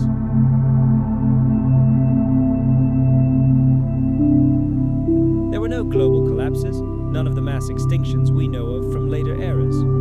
Of course, changes occurred. New types of metabolism emerged, oxygen levels fluctuated, the climate shifted, but the microbial biosphere always adapted. It seemed indestructible. It encompassed the entire world. It filled every crack, every drop of water, and transformed every molecule. One might think that all of this was just a drawn-out prelude, a long preparation for the emergence of something more significant. But evolution doesn't work that way. It has no final destination. The microbial world didn't wait for legs, jaws, or intelligence to appear on the scene. It was self-sufficient and incredibly successful on its own terms. Many of the organisms that dominated then are still with us. Some have changed little over billions of years.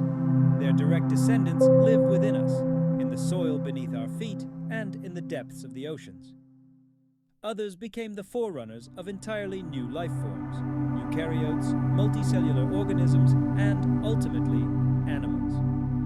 However, at this point in history, deep in the Proterozoic, that future was only a distant mirage.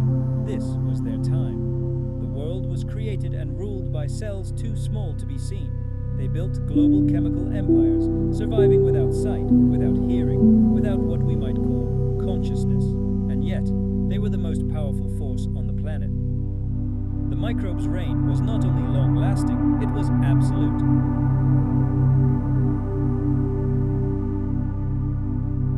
And then, in one of the quiet corners of this invisible world, something entirely different began to emerge.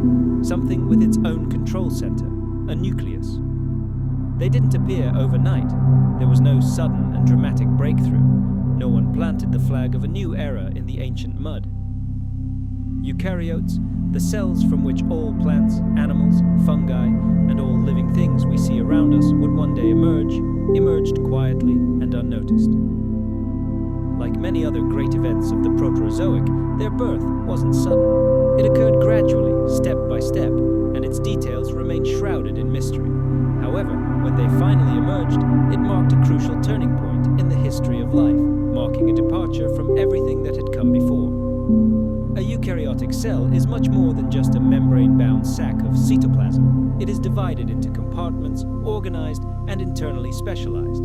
At its center is the nucleus, where the genetic material, DNA, is securely ensconced behind an additional membrane. Within the cell, organelles, tiny structures, each with its own unique function, work. Mitochondria, true power plants, the endoplasmic reticulum, a protein factory, and the cytoskeleton, which maintains its shape and enables movement. It is no longer just a sack of chemical reagents. It is a highly complex system with internal transport, logistics, storage, and control centers. Nothing like this existed in the old world.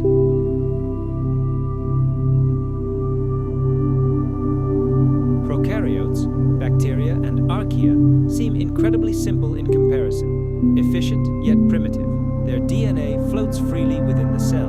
All chemical reactions occur where the right conditions exist. And this simplicity worked. It worked for billions of years. But eukaryotes chose a completely different path. They relied on internal complexity. Exactly how this happened remains a subject of scientific debate. But the leading theory is that it all began with symbiosis, a great cellular fusion. At some point in the distant past, an ancient host cell engulfed a bacterial partner, not as food, but as a companion. Perhaps the bacterium began living inside the host, gaining protection from the outside world and offering something valuable in return. For example, the unique ability to efficiently use oxygen to produce massive amounts of energy. Whatever the precise circumstances, this partnership was incredibly successful. The bacterium remained inside forever, eventually losing its independence, shedding unnecessary genes, and transforming into a specialized organelle. Thus, new, complex life was born. What should have been a simple meal instead became a lifelong ally, what we know today as mitochondria. It wasn't the first alliance in the history of life, but it was undoubtedly one of the most fateful. Imagine a powerful power plant suddenly starting up inside this primitive cell.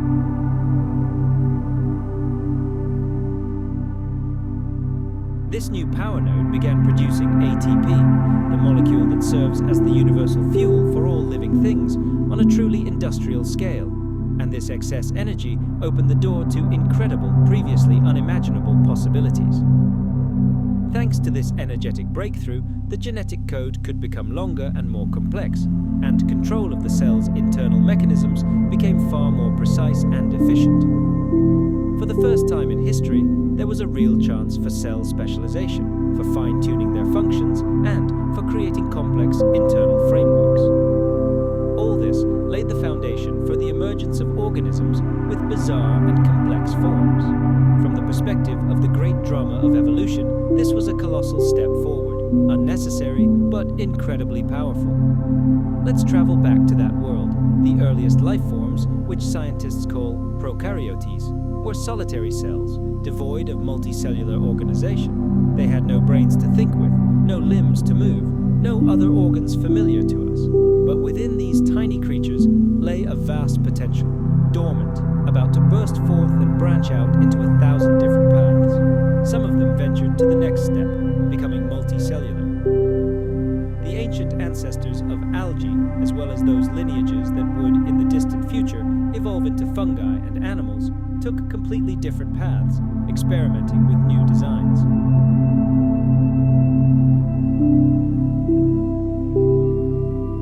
A vital need to sense the world around them emerged. A primitive chemical sense developed, the ability to respond to external signals, and the ability to move toward a food source, or, conversely, flee from danger. All of this was the first step toward life, beginning to think in spatial terms. During this turbulent period, organisms began to establish far more complex relationships with one another. Some became homes for other symbionts. For example, certain groups of cyanobacteria were likely ingested but not digested, and these guests eventually evolved into chloroplasts, organelles that to this day nourish the cells of all plants on the planet. And here again, we see the same scenario: cooperation, integration, and narrow specialization. The Earth's rock record is extremely sparse in detail about this era, but some hints do exist. In Proterozoic rocks, paleontologists find microscopic fossils with a more complex structure, larger ones, and clear signs of internal compartments. Chemical traces, such as specific fats, indicate the presence of a metabolism characteristic of eukaryotes. And while this evidence isn't always 100% conclusive, it aligns well with genetic data, which suggests that by the mid-Proterozoic, eukaryotes had already diverged into two main lineages. These new complex cells could be thought of as entire worlds in miniature.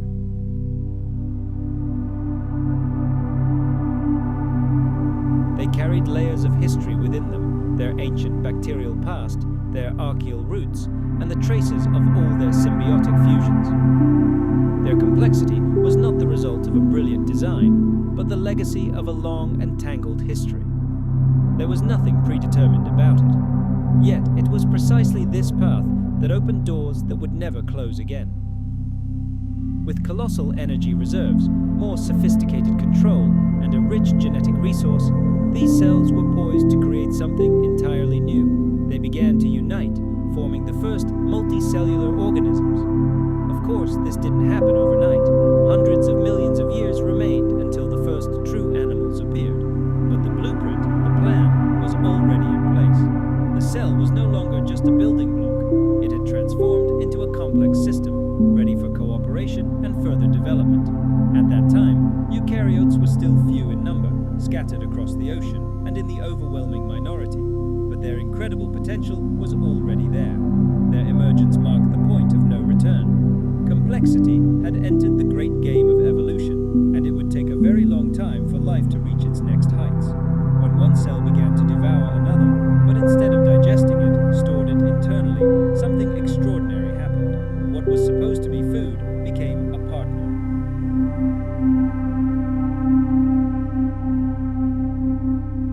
symbiosis, in its simplest definition, means living together.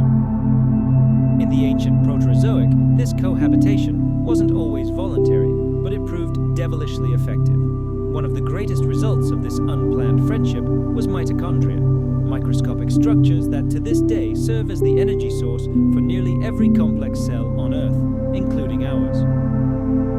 In school textbooks, mitochondria are often called the cellular powerhouse. However, this dry phrase completely understates the epic history of these amazing organelles. Once upon a time, mitochondria were free-living bacteria, possibly members of the alpha proteobacteria group that masterfully learned to use oxygen to produce energy. Their metabolism was ideal for a planet whose atmosphere was just beginning to become saturated with this life-giving yet dangerous gas. But instead of continuing on its own, one of these bacteria somehow ended up inside another, larger cell and remained there forever. How exactly this happened remains a subject of heated debate. Some scientists suggest that the host cell simply attempted to consume the bacterium in a process similar to phagocytosis, viewing it as a potential meal. Other theories suggest a more peaceful, mutually beneficial alliance from the outset. Perhaps the larger cell provided reliable protection, and the smaller bacterium, in return, shared useful chemicals. But whatever the scenario, the outcome was not digestion, but mutual adaptation.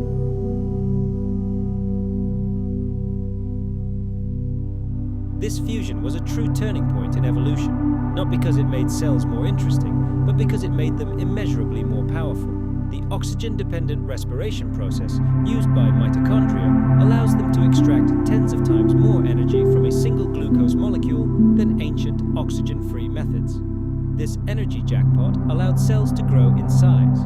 They could support highly complex internal structures and replicate vast amounts of DNA, paving the way for further evolutionary experimentation.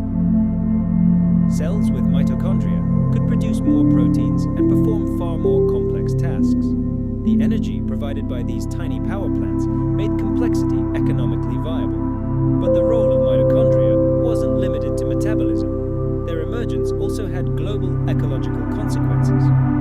Cells equipped with mitochondria were able to more effectively utilize environmental resources and, most importantly, they learned to utilize oxygen and became dependent on it. They gained the ability to form entirely new types of communities, interact with each other in novel ways, and create unique multicellular structures. The simple engulfment of one bacterium by another paved the way for the emergence of the entire tree of complex life we see today. Some of these ancient cells went even further, entering into new symbiotic alliances that eventually led to the emergence of algae and plants.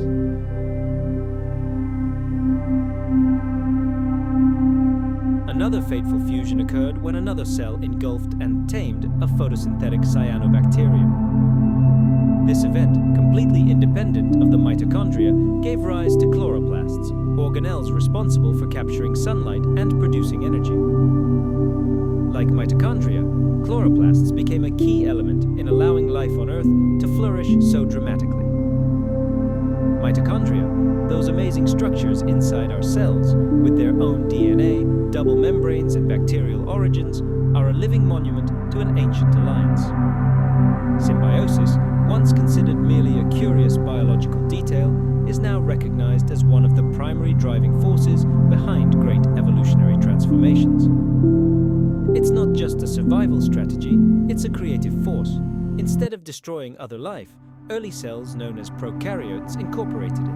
Instead of rejecting outsiders, they made them part of themselves, and in the process, they completely rewrote the rules of what a living cell is capable of. The story of the emergence of mitochondria challenges our conventional notions of cutthroat competition.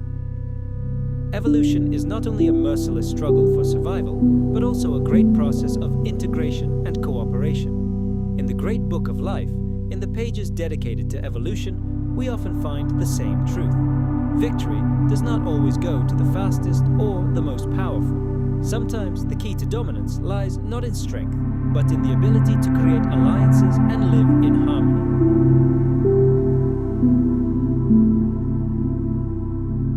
But while while these microscopic dramas were playing out within cells, a catastrophe of truly cosmic proportions was brewing on the planet's surface. Imagine the second half of the Proterozoic era. Earth as we know it began to disappear. Geologically, everything was proceeding as usual. The planet's core was still churning, volcanoes were erupting, and the continents were slowly drifting. However, the climate had undergone radical, monstrous changes. For reasons that remain the subject of heated debate among scientists, our planet began to plunge into an icy sleep. This wasn't just a cold snap. It was the onset of a global winter, the likes of which the world had never seen. Ice inexorably moved from the poles, devouring oceans and continents. Temperatures plummeted, and the ocean surface began to be covered in thick layers of ice. For a time, our blue planet may have looked more like a lifeless, icy moon than the cradle of life. And this wasn't just another ice age. During the Proterozoic era, at least twice, and perhaps more often, the Earth experienced glaciations of incredible scale and severity. A sheet of ice enveloped most of its surface. It encompassed not only the polar caps and mountain peaks, but also reached the lowest latitudes, reaching the equator. Shallow tropical seas and entire continents were hidden under kilometers of ice. Geologists call this event a superglobal glaciation. The Earth was frozen solid.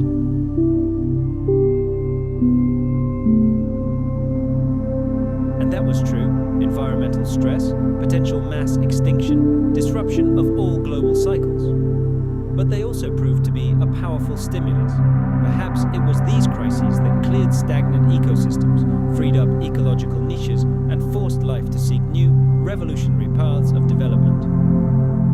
The Proterozoic era was never a time of calm. Yes, it had long, calm periods, but it also experienced chaos, global oxygen poisoning, atmospheric upheavals, and finally, icy captivity. And each time, life, albeit with great difficulty, continued on its way. The cold did not destroy all life. It merely narrowed the corridor of possibilities, forcing life into extreme conditions, but failing to wipe it off the face of the Earth. Beneath the thick, glittering armor of global ice, life continued to evolve. It showed not so much resistance as incredible tenacity. These ice ages, known as Snowball Earths, were among the harshest trials in the history of our planet. But they did not lead to total extinction. They acted as a kind of filter through which only the most resilient, the simplest, or the most inventive organisms could survive. The Earth's surface during these times was unrecognizable. Continents were hidden under glaciers, and the oceans were covered in kilometer-thick ice sheets.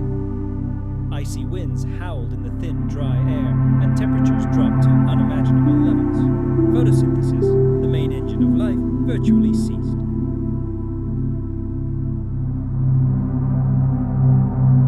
As the ice began to melt, and the oceans once again freed themselves from their icy confines, waters incredibly rich in nutrients surged from the depths. Minerals that had been locked under the ice or accumulated in isolated underwater basins for millions of years now mingled with surviving photosynthetic organisms. This created ideal conditions for a new evolutionary explosion. Life returned to areas where sunlight began to penetrate again, and it was a veritable boom. Photosynthesis resumed with unprecedented vigor, and the planet's atmosphere began to rapidly become oxygenated. The post-Ice Age world was utterly chaotic: abrupt warming, intense weathering of rocks, dramatic changes in ocean chemistry. But for the survivors, it was a true renaissance. New energy sources opened up, countless ecological niches became available, and the number of competitors was sharply reduced. For the simplest organisms, the prokaryotes that managed to survive the catastrophe, whether at geothermal vents, in meltwater islands, or in a state of deep hibernation, this was a chance to take the next step. It was at this moment, in the geological layers just above the glacial deposits, that we discovered something entirely new. Some of the oldest known fossils of multicellular organisms appeared. This was the next level of life's organization. Cells began to work together, forming unified bodies and interacting with each other in ways that had previously been incredibly rare.